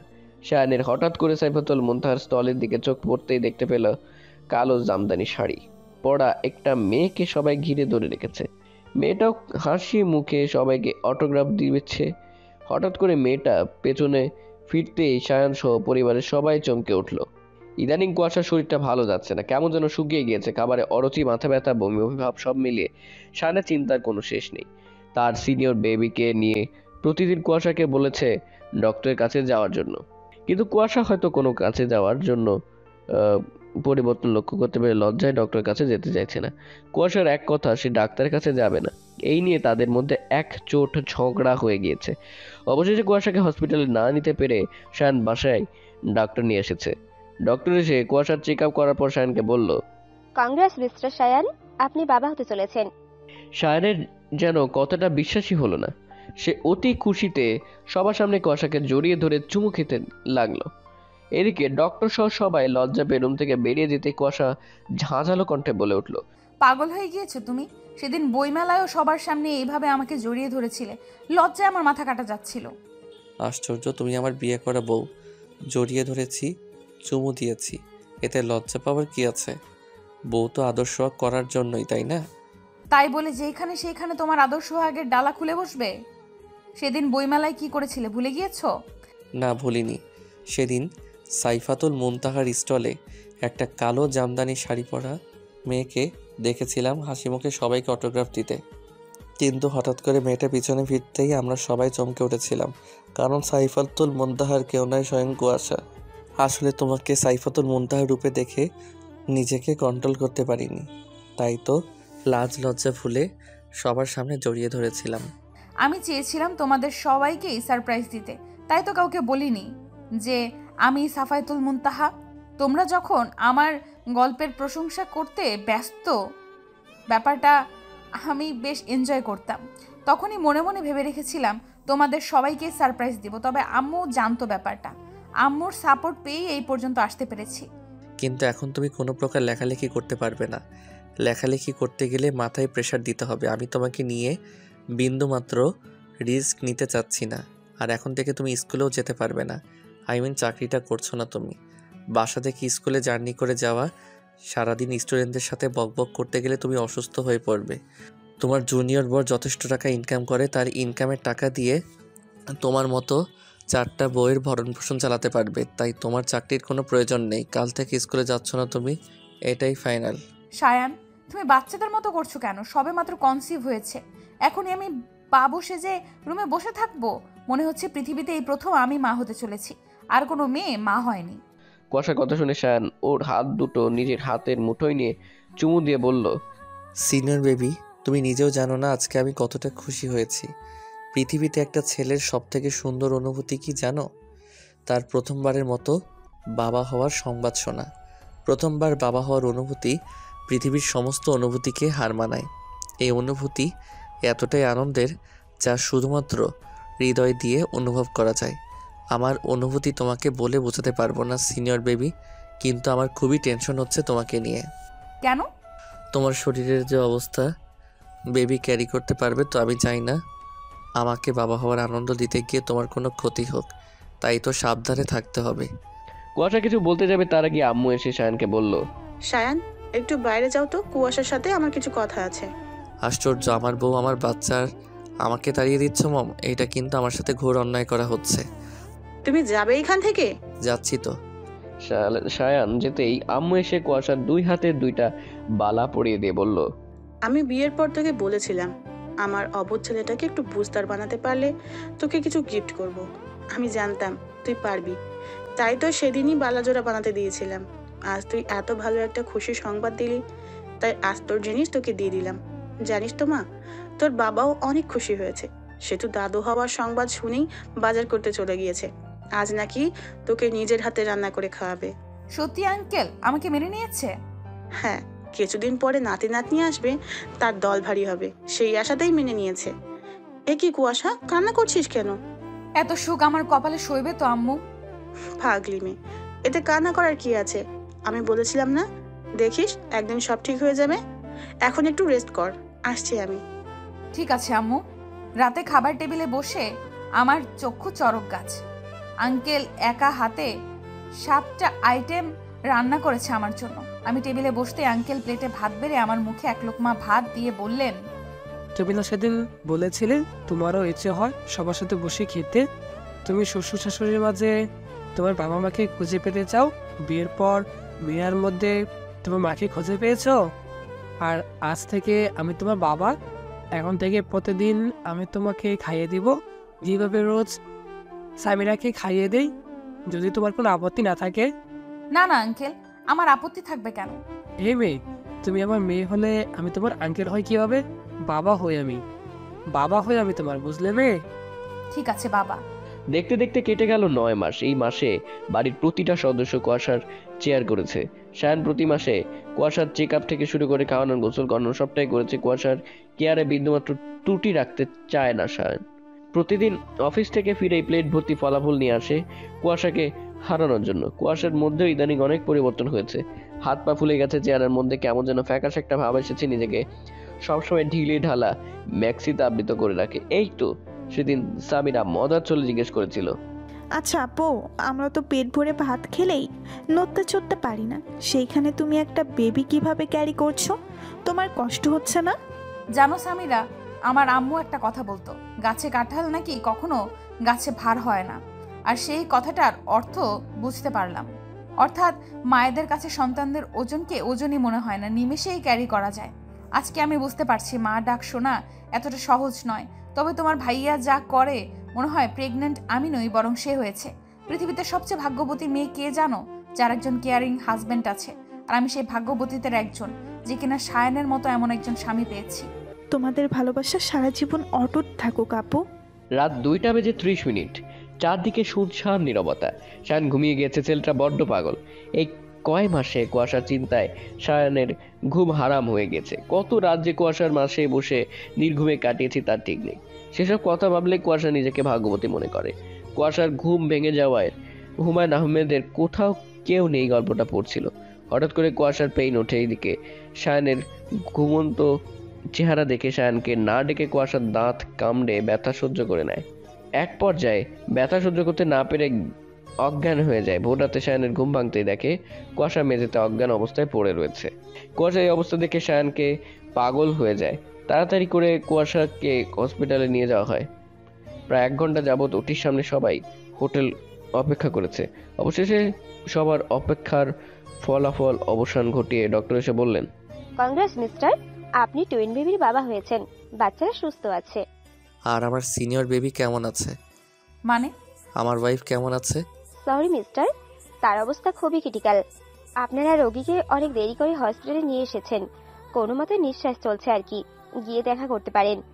সায়ান কেবিনে প্রবেশ করে দেখতে পেল কুয়াশার নিথর দেহটা বেড়ে পড়ে গিয়েছে।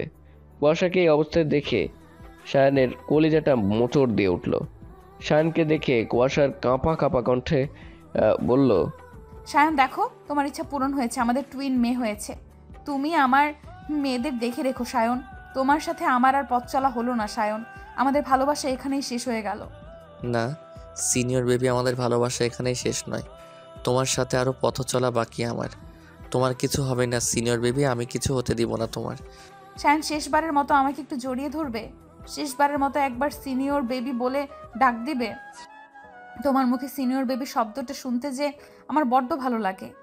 সায়ান কুয়াশাকে জড়িয়ে ধরতেই কুয়াশার দুই চোখের পাতা এক হয়ে গেল, নিঃশ্বাস চলাচল বন্ধ হয়ে গেল। ডক্টর এসে কুয়াশার পালস চেক করে বলল, হি ইজ নো মোর। কি হয়েছে আমার রাজকন্যাদের?